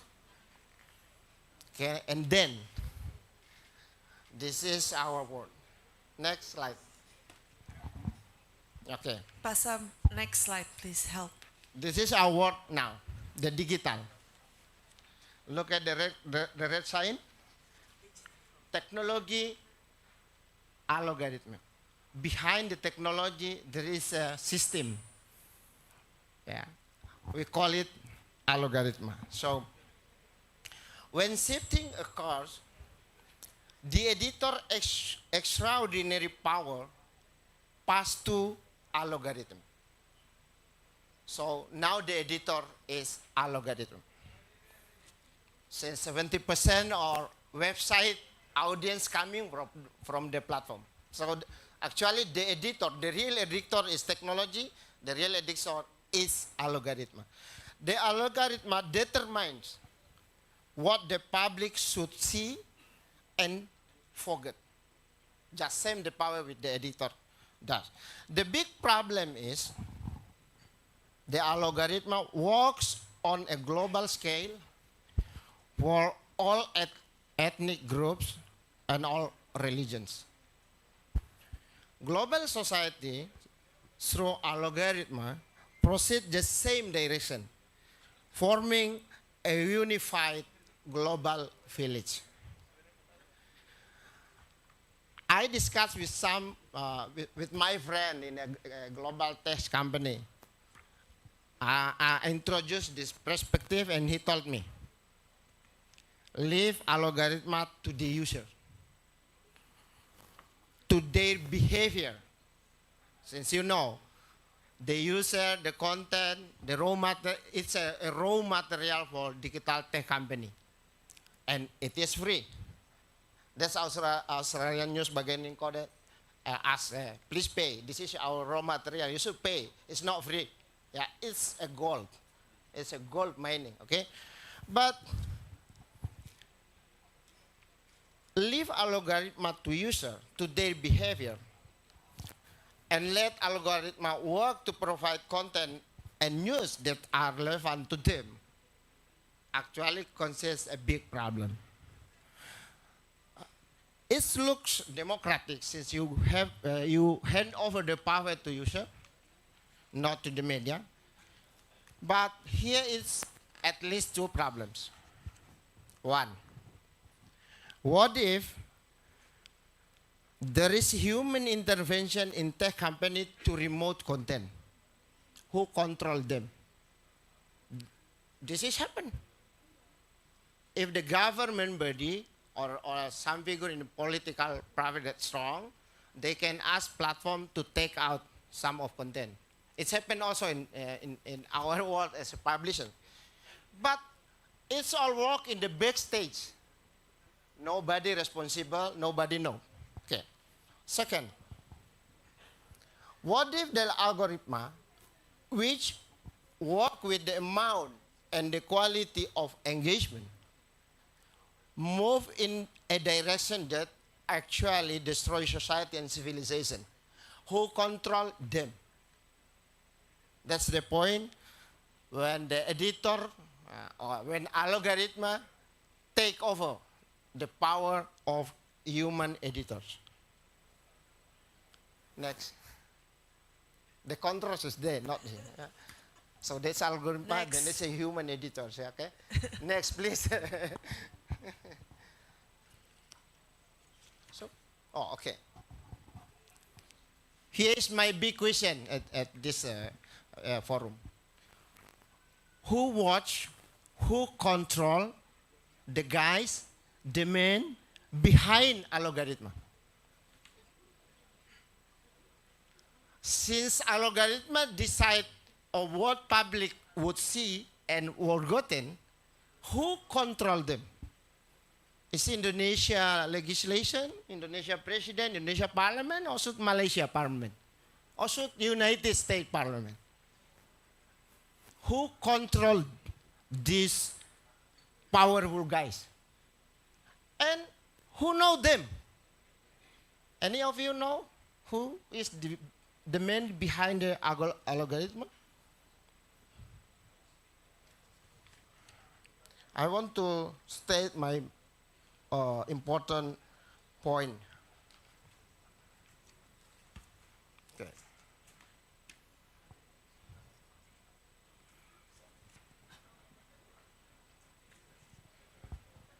We don't know exactly who is behind the algorithm, what they believe, what are they fighting for. They fighting for Russia or Ukraine? I don't know. They fighting for Israel or for Palestine? I don't know. They fighting for local people or global citizen? We don't know. Do they believe or they fighting for a diverse world or a one-color world? We simply don't know. Next. So, that is my point. Algorithm is the sole custodian of information. It's capable of filtering the truth, capable of divining the truth, and cannot be held accountable for their decision. Who will empower local culture and local values then? Are we going to let the colorful world become only one color? Then, next. Okay. That's why I propose that should be independent, trustee body who take the role to control algorithm, to make sure they preserve local value, national identity, and democracy.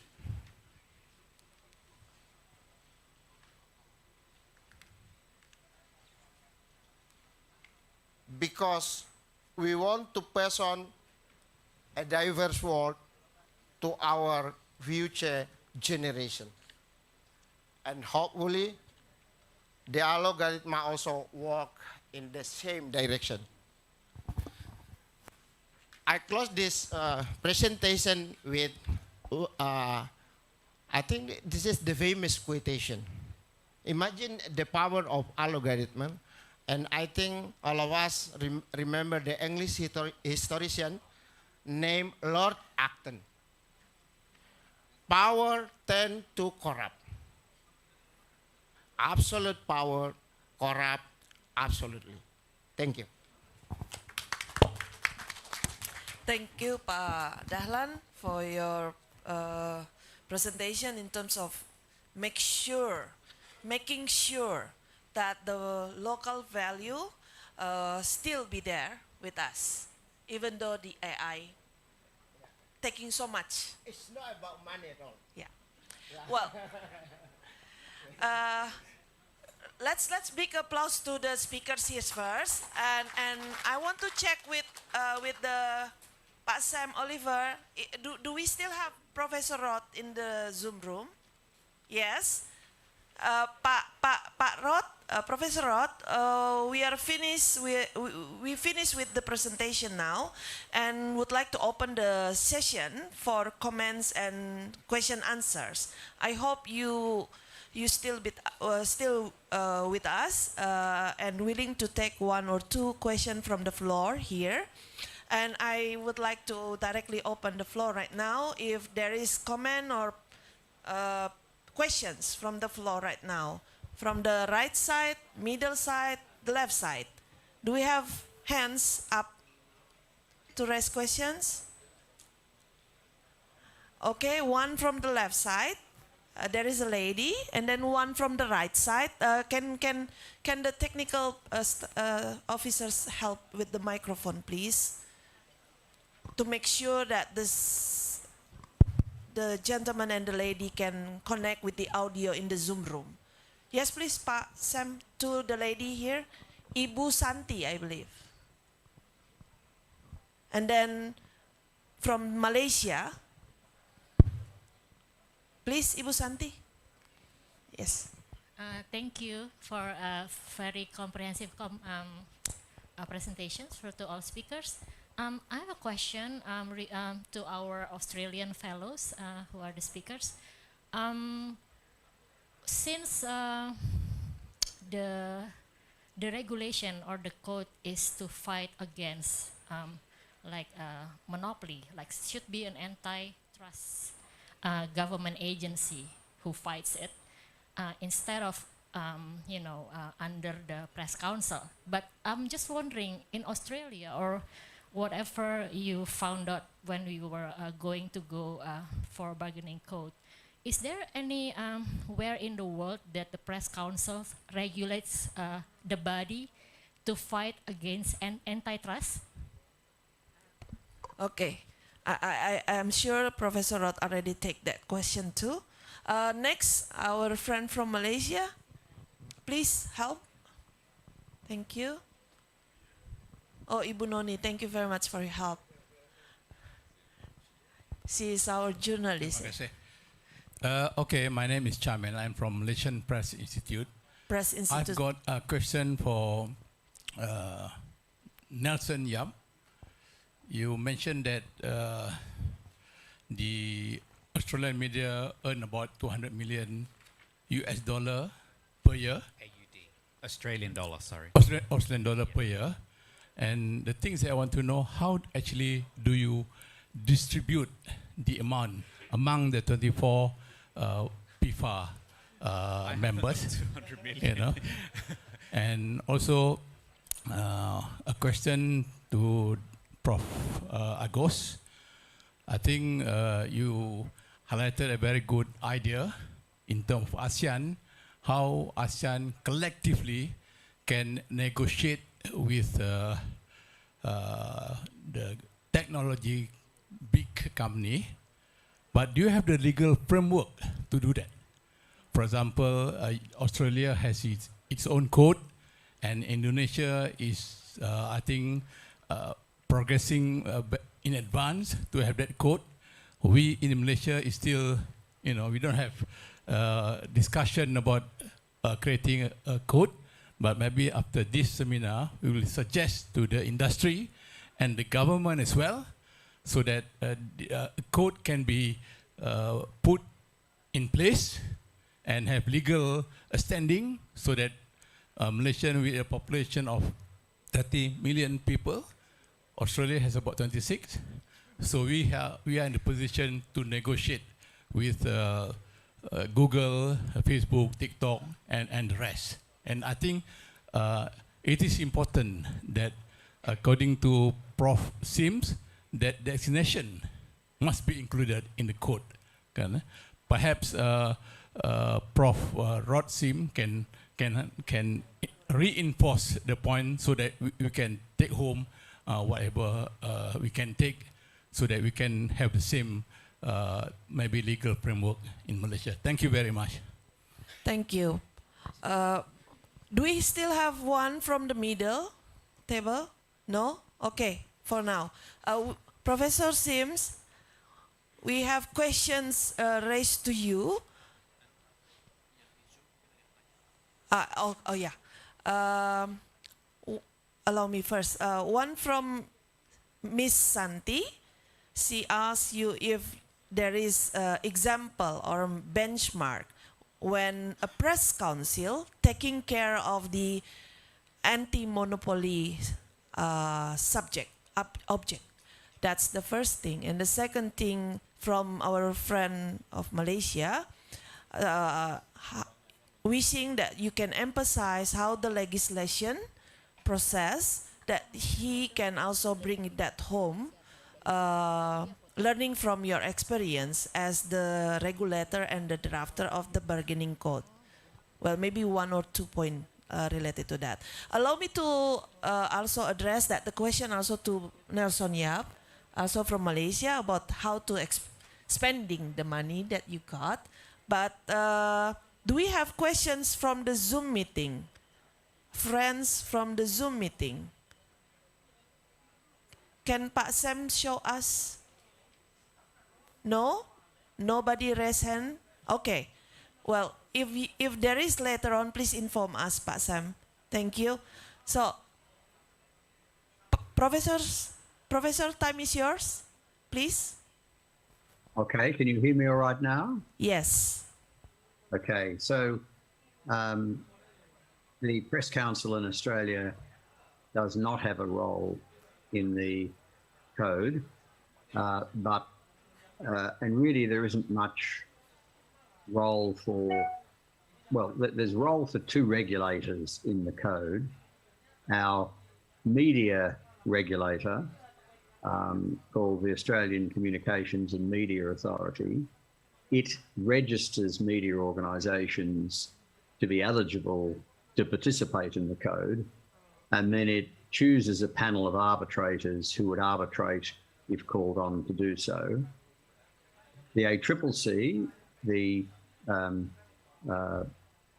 competition regulator, the equivalent in Indonesia is the KPPU, if I remember the initials well enough.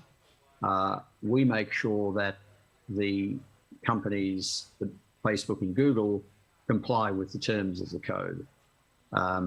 So if they were not to negotiate, if they were not to accept the arbitration, then we could take them to court and there would be huge penalties attached to them. And if they kept not doing it, the penalties would continue and they would ultimately be in contempt of court. So those are the two roles being played by regulators in Australia. The Press Council in Australia does not have a role. As I mentioned earlier, Facebook and Google decided to do deals without being designated to avoid designation. So none of those provisions were ever needed, but the objective was achieved in the sense that deals were done, and the only objective of the code was that deals were done between Google and Facebook on the one hand and media businesses on the other. Now, in terms of the second question about how was the money distributed, it was negotiated by each media company or groups of media companies. So we have 4 large media companies in Australia: the Australian Broadcasting Commission, what's called 9, another organisation's called 7, and then we have News Limited, owned by Rupert Murdoch. So we have 4 main media companies. We have a whole lot of other media companies, some doing regional media, some doing multicultural media, as we talked about earlier, and then The Guardian, and a massive range of small media companies.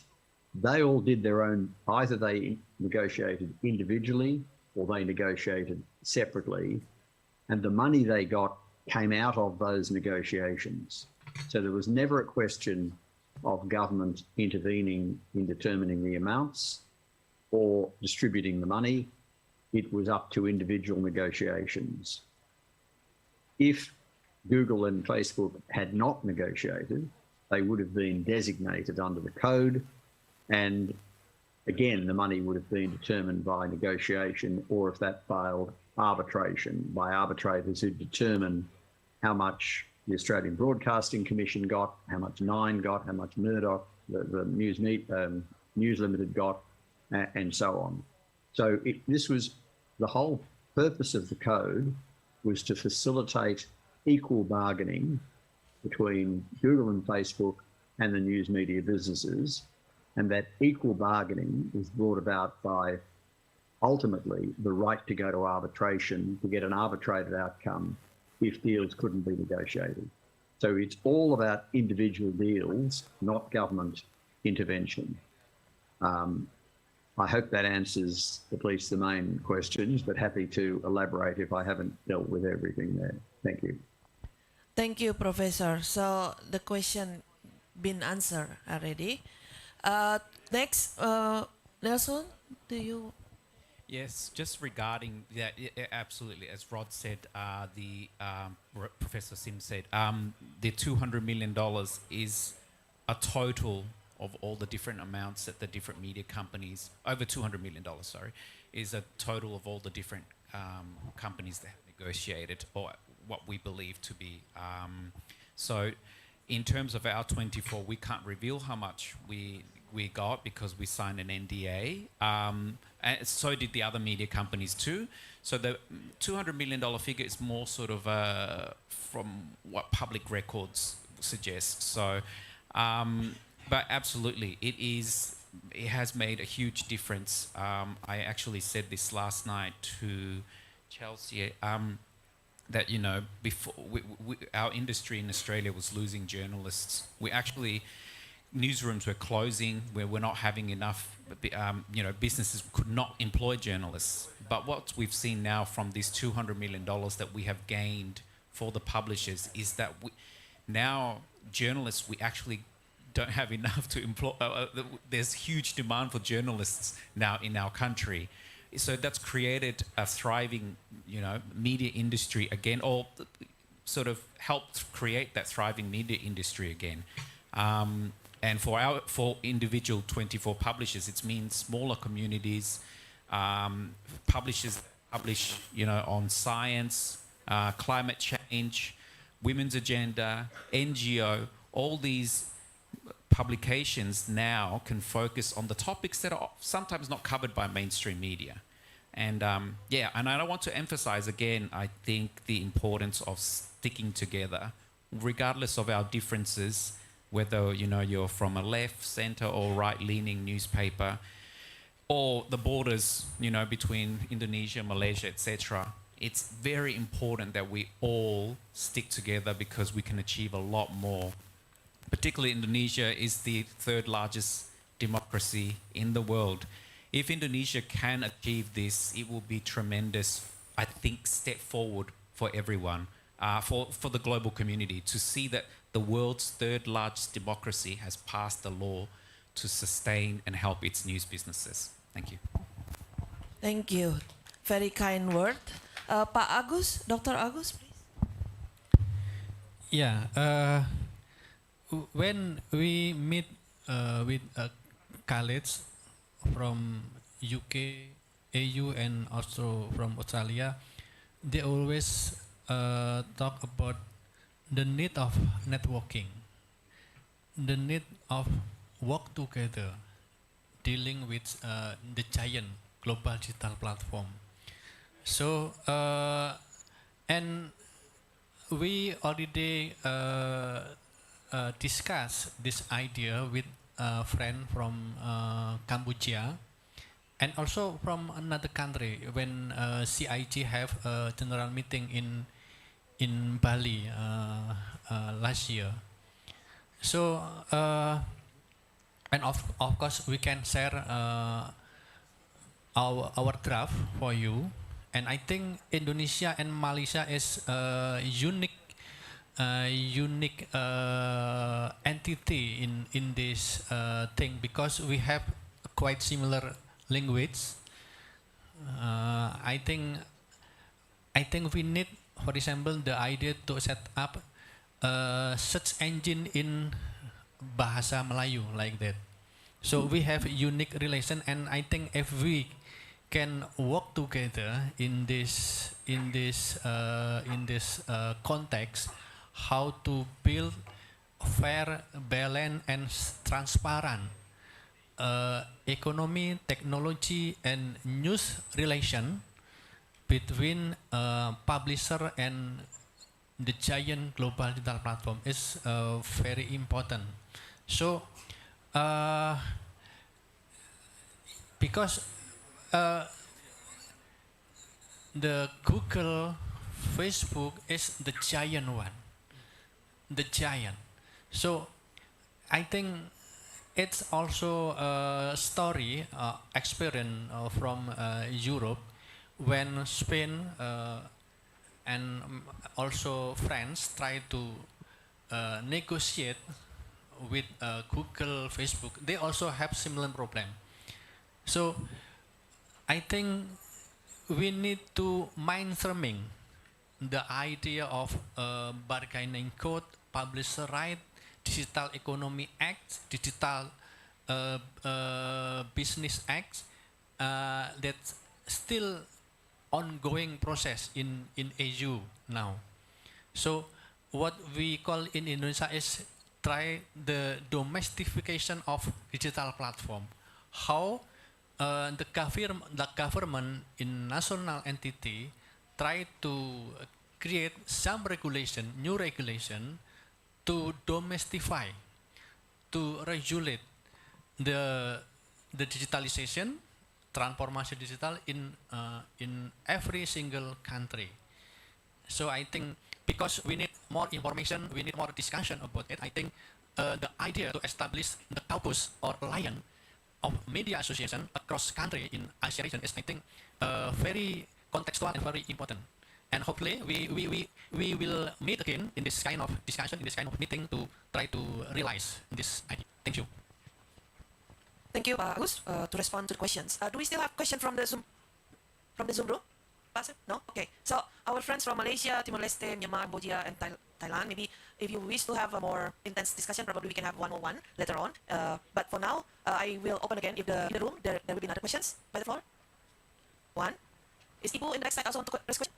No? Oh, just doing. Okay. Okay. Pak, please. Hi, my name is Neil. I have two questions. One for Nelson and the other one for Pak Dahlan. First, I would like to ask Nelson. I think the microphone is not. Yeah. Can we move? Oh, okay. Thank you. Well, it's Mr. Neil Pop anyway. Yes. Yeah. Medanis. Please, Pak Neil. Sorry about this. My first question goes to Nelson. I'm quite excited with the 200 million plus amount that you receive from the platform during the 6 months negotiation, right? It's quite a short period of time that you can get additional 200 million Aussie dollars. Yes. For the publisher. I just want to know what is the amount, the total amount of the expenditures in Australia, especially from the online. Because as Pak Agus mentioned earlier, that here in Indonesia, the revenue sharing ratio is 70%, 70 to 30%. So using that formula, whether that formula also applies to get the 200 million Aussie dollars additional revenue. Okay, and Pak Dahi, I think I have the same opinion with you that this algorithm should be observed or surveilled by the independent body. What do you think the most appropriate body in Indonesia, whether we have to establish a new one or we can use the existing one? Because what I know from the draft submitted by the Cominfo, that I think Santi mentioned earlier that it will be regulated under the Press Council, whether the press, I believe, has no authority to regulate a business issues of the publishers. Thank you.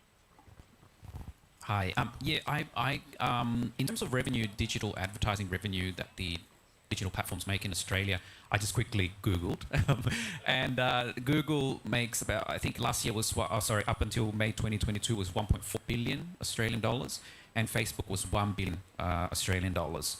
So I am not aware of the sort of digital advertising revenue sharing that is in Australia. I'm not sure how that goes. But in terms of the $200 million that all publishers, we all secured across Australia, that is, it comes down to individual negotiations. So it's very difficult to say what each individual publisher or group of publishers, how they negotiated with them to arrive at whatever amount that they did. Obviously, Google and Facebook have their own formula on what they think each publisher should get, and then the publisher would then say, well, actually I disagree or I agree, and then you go back and forth. And so, but there is no specific model, and I suppose if the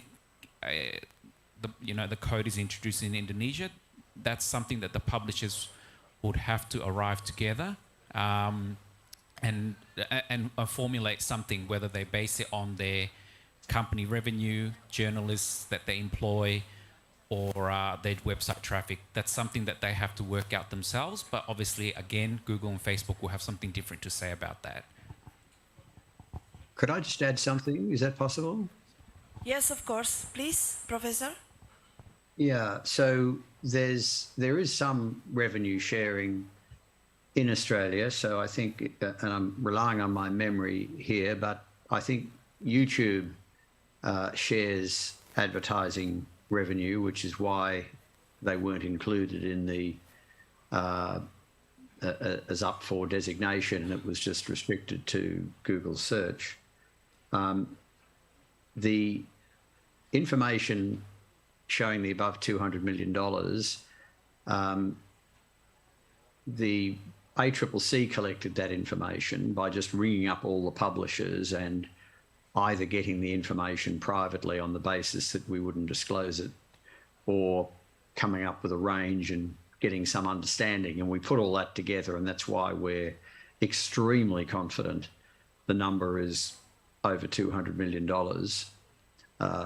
I arrived at that number before the deal that Nelson did, so that only adds to the amount of money, but it was already over 200 million before Nelson's group did their deal, which I applaud them for doing.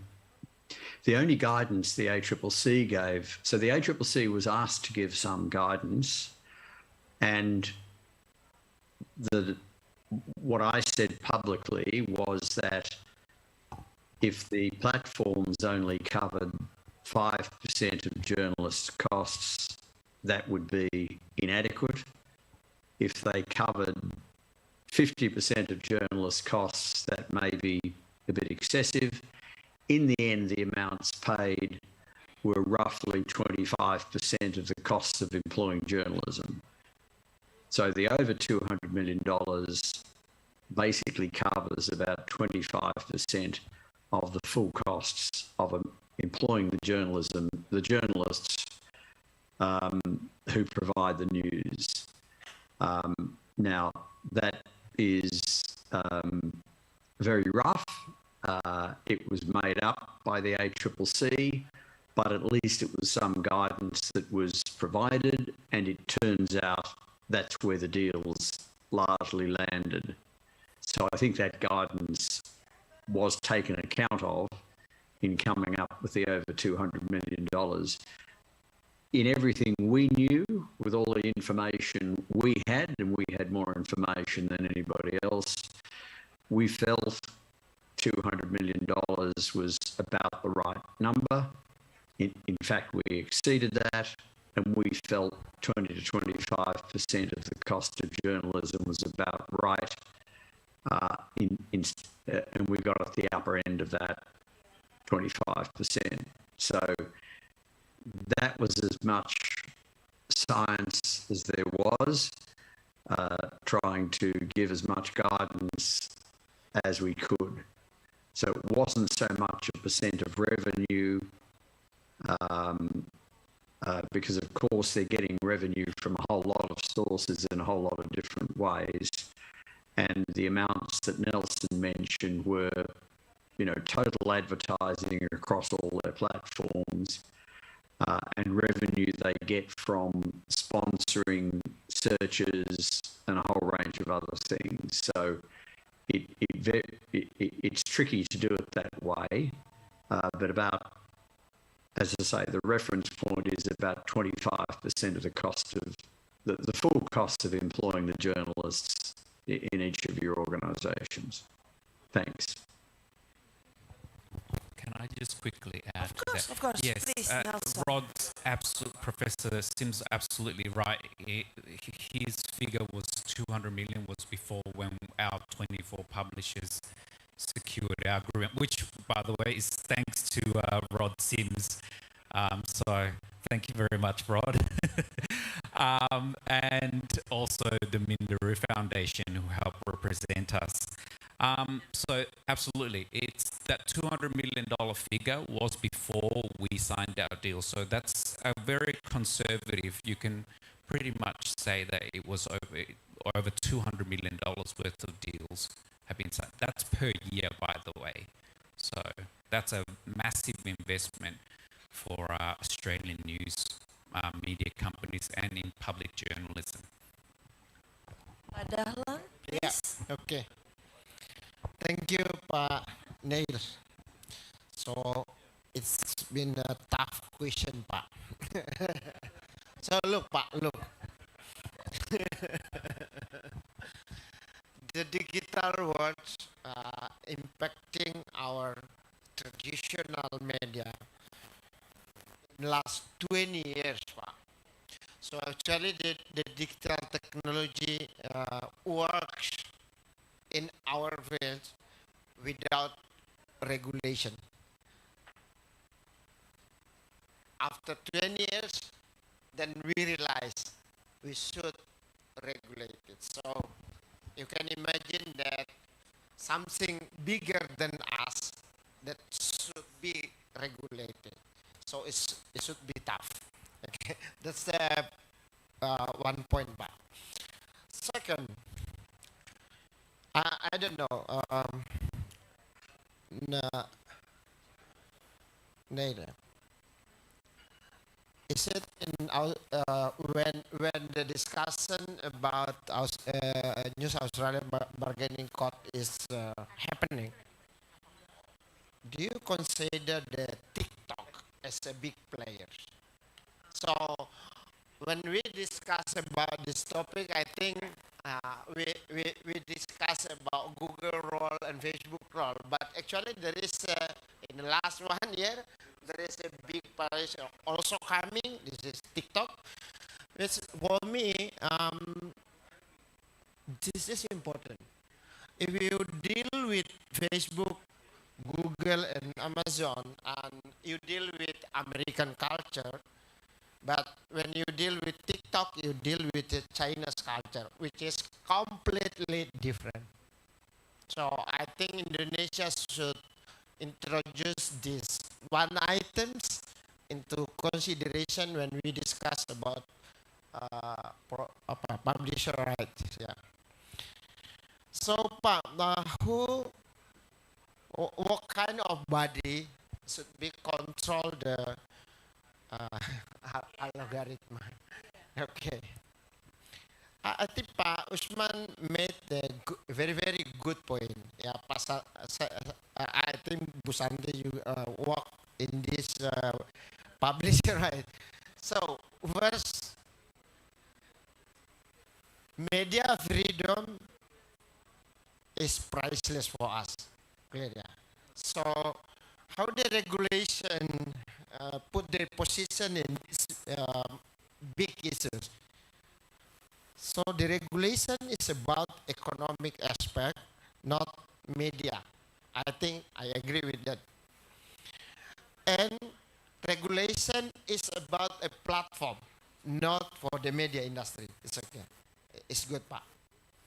So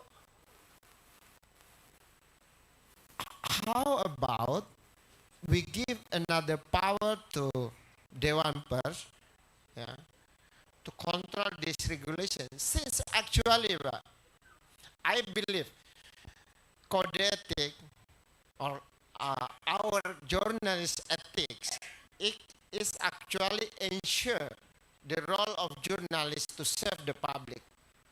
That means that if we can use the journalist ethic as the foundation of journalism works, then we can make sure that we preserve the local culture.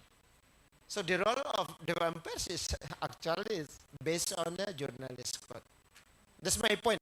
But I understand, but this is a massive topic, yeah. But thank you very much. Yeah, thank you, Pak Dahlan. Tricky question actually from Pak Neil. And then another tricky answer from Pak Dahlan, yeah, about the position of this institution or this so-called body. It's become a very hot topic to be discussed next, and perhaps this will be also part of the moving forward of the advocacy leading by all these media community, and not only in Jakarta, because it's also encouraging the local media. Pak Nelson, perhaps when you said the experience from your organization, you said independent and local news publishers. So perhaps one explanation about that, because in this room right now we have not only media owners from Jakarta, but we also have media owners from other provinces across Indonesia. As Pak Dahlan said, from Aceh to Merauke, it's 5 hours flight, like Melbourne to Hong Kong. So please. Definitely. Thank you very much. Yes, well, as I think I put on the slide before, our 24 publishers reflect the diverse group in Australia. From our group, I think on the list there was Yanchep News, which was a very small newspaper in in a regional town in. I would say it's about 15,000. So it's a very small regional town. So that's the only paper in town. And then there's Narra Court News as well, which is part of our group. So again, they represent around 15,000, I believe. Now, Narra Court News was actually started after ACM, Australian Community Newspaper, closed down their newsroom in that town.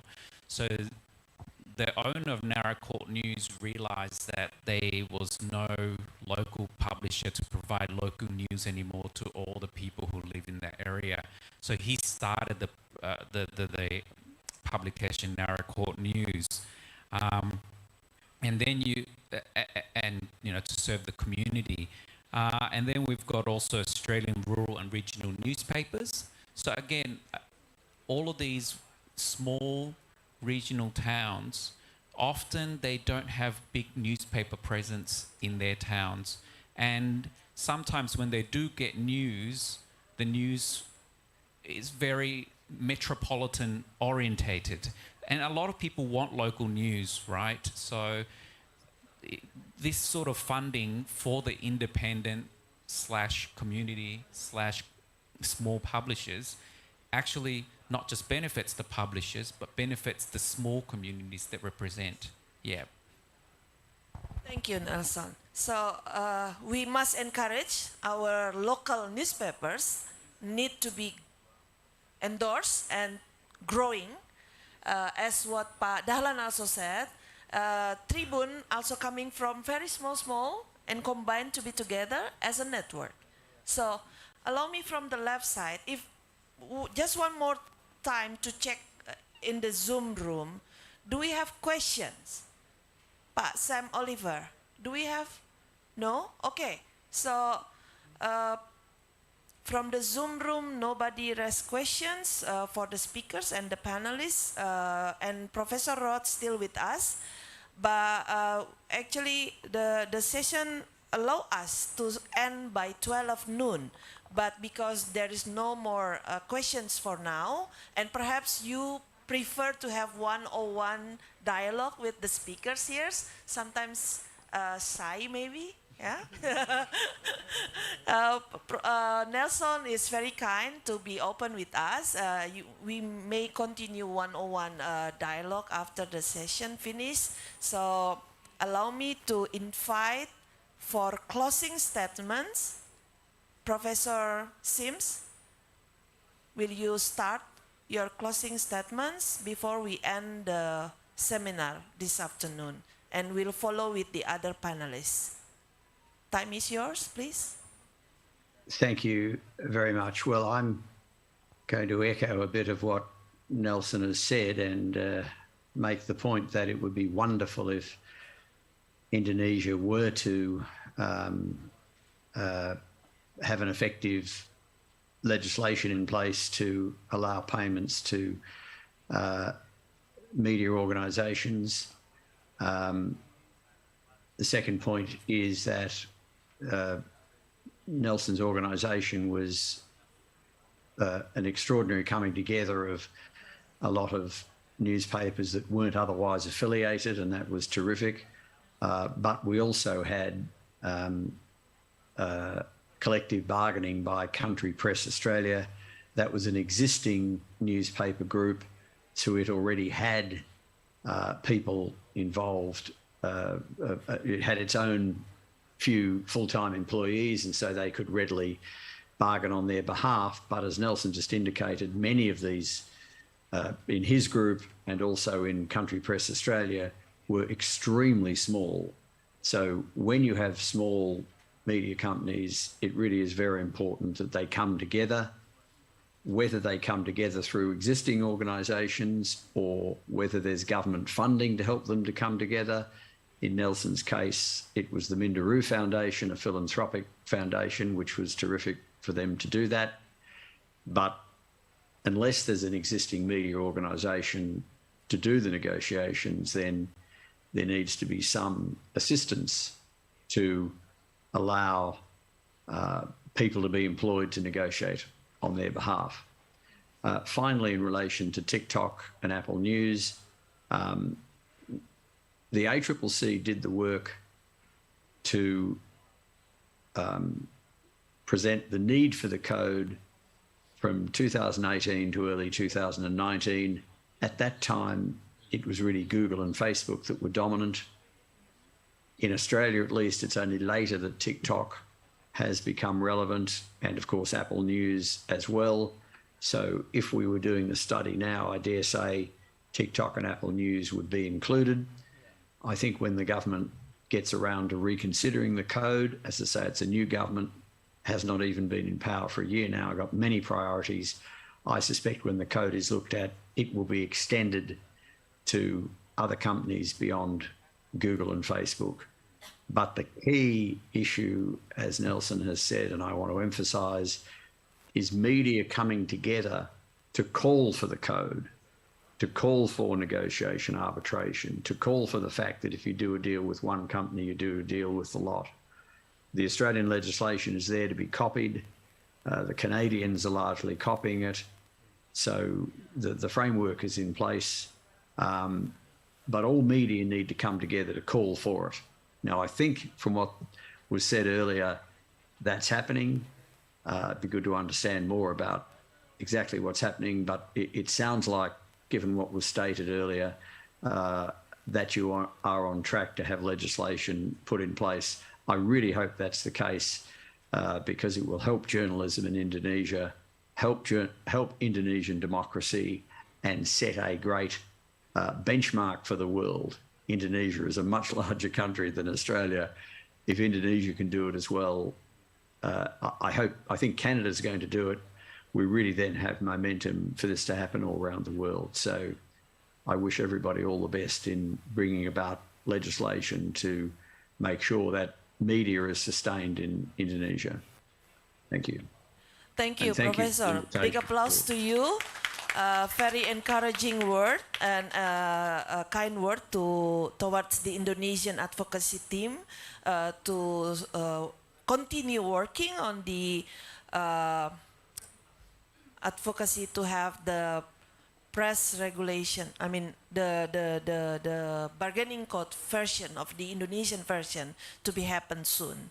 So very good time for you, Professor, and enjoy your holiday. Really thankful for your time with us. But I think we can let you go now for you to continue your holiday with your family. Thank you very much and have a good evening there in New Zealand. Bye-bye. Thank you very much. Yes. Thank you. All the best. Yes, thank you.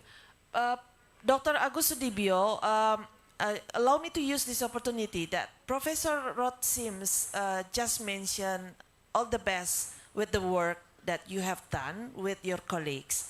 But let's say that probably the lesson learned from the Australian, as mentioned by Nelson and Professor Sims, that perhaps it's still become the best moment, the best time for Indonesian to encourage and pushing forward the advocacy not only with the government side, the minister side, but to make sure how the community come together.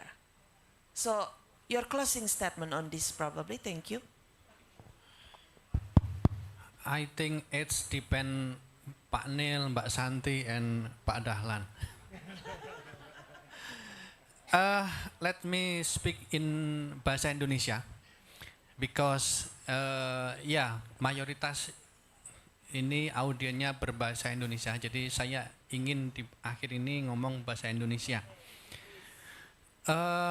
Jadi pada teman-teman pers, pengelola media semuanya, jadi tidak lama lagi insya Allah kalau Bang Nil mengizinkan, kita ini sudah punya regulasi yang mengatur negosiasi antara media massa Indonesia dengan platform global, Google, Facebook, dan lain-lain.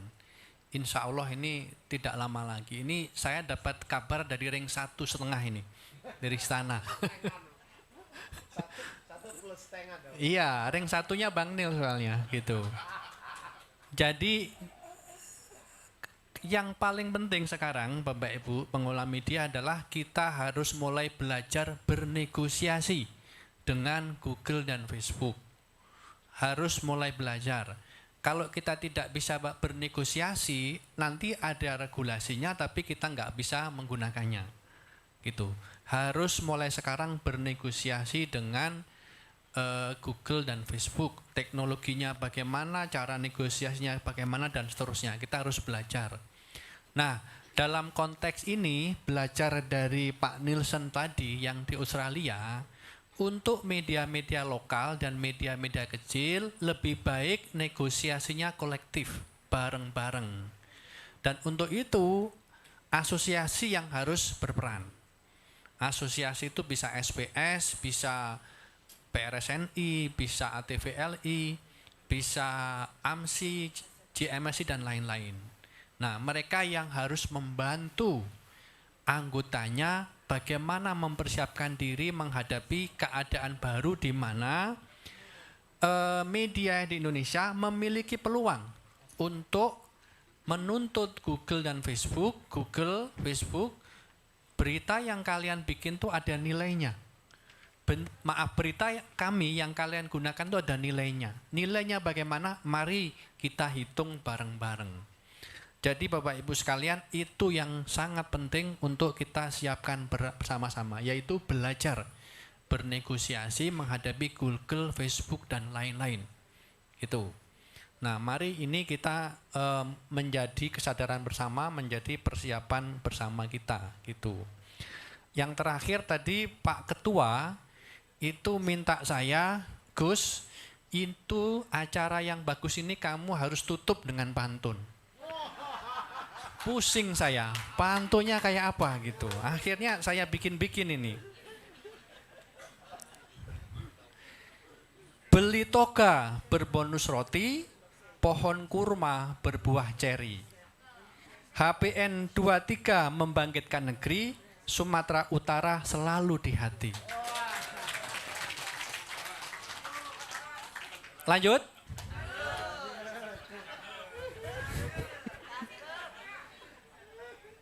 Di kota Medan kita beli tasbih. Cukup sekian, terima kasih.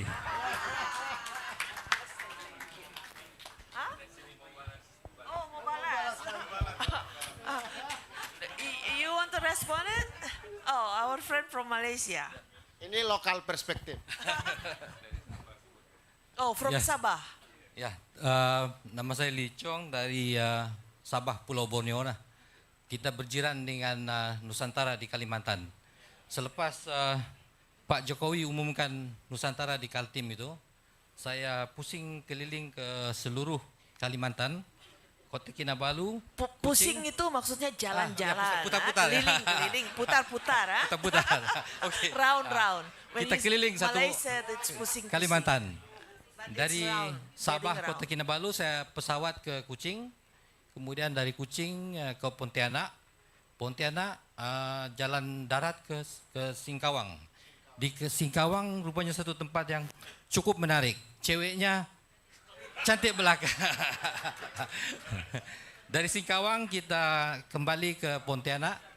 Dan dari Pontianak kita ambil pesawat ke Medan. Saya dari Medan waktu itu jalan daratnya lebih 4 jam ke Samarinda. So daripada Balikpapan ke Samarinda dengan jalan darat 4 jam. Dan dari Samarinda Pak Gubernur izinkan kami untuk lalu di jalan tol yang baru belum siap waktu itu, dan jalannya cuma dalam 60 menit dah daripada Samarinda ke Balikpapan. Langsung daripada Balikpapan saya ke Tarakan dan kembali ke Nunukan, selepas itu ke Tawau Sabah dan balik ke Kota Kinabalu.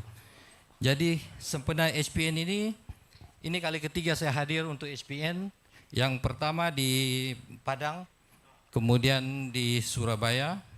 Selang 3 tahun saya tidak kesempatan untuk hadir, tapi Pak Presiden Datuk Mokhtar sering hadir ke setiap HPN di seluruh tempatnya, dan yang terakhir di Sulawesi. Waktu ini kita sangat bertuah sebab diundang agak ramai juga lah, 23 delegasi daripada Malaysia, dan kami sangat berbangga dengan jemputan ini. Jadi Pak Atal berucap tadi dengan pantun, kemudian penutup dengan pantun. Saya tergerak juga untuk mengucap terima kasih dengan pantun spontan yang kita hasilkan inilah. Kota Medan berbukit-bukit, benar ya? Oke, adapun bukit jauh di seberang. Jasa HPN bukan sedikit dari dulu sampai sekarang.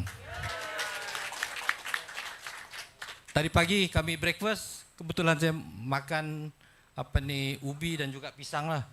Bila nampak pisang itu saya teringat satu pantun Melayu. Pisang emas bawa belayar, masak sebiji di atas peti. Hutang emas sempena HPN boleh dibayar, tapi hutang budi tuan puan di Medan akan dibawa mati. Terima kasih. So,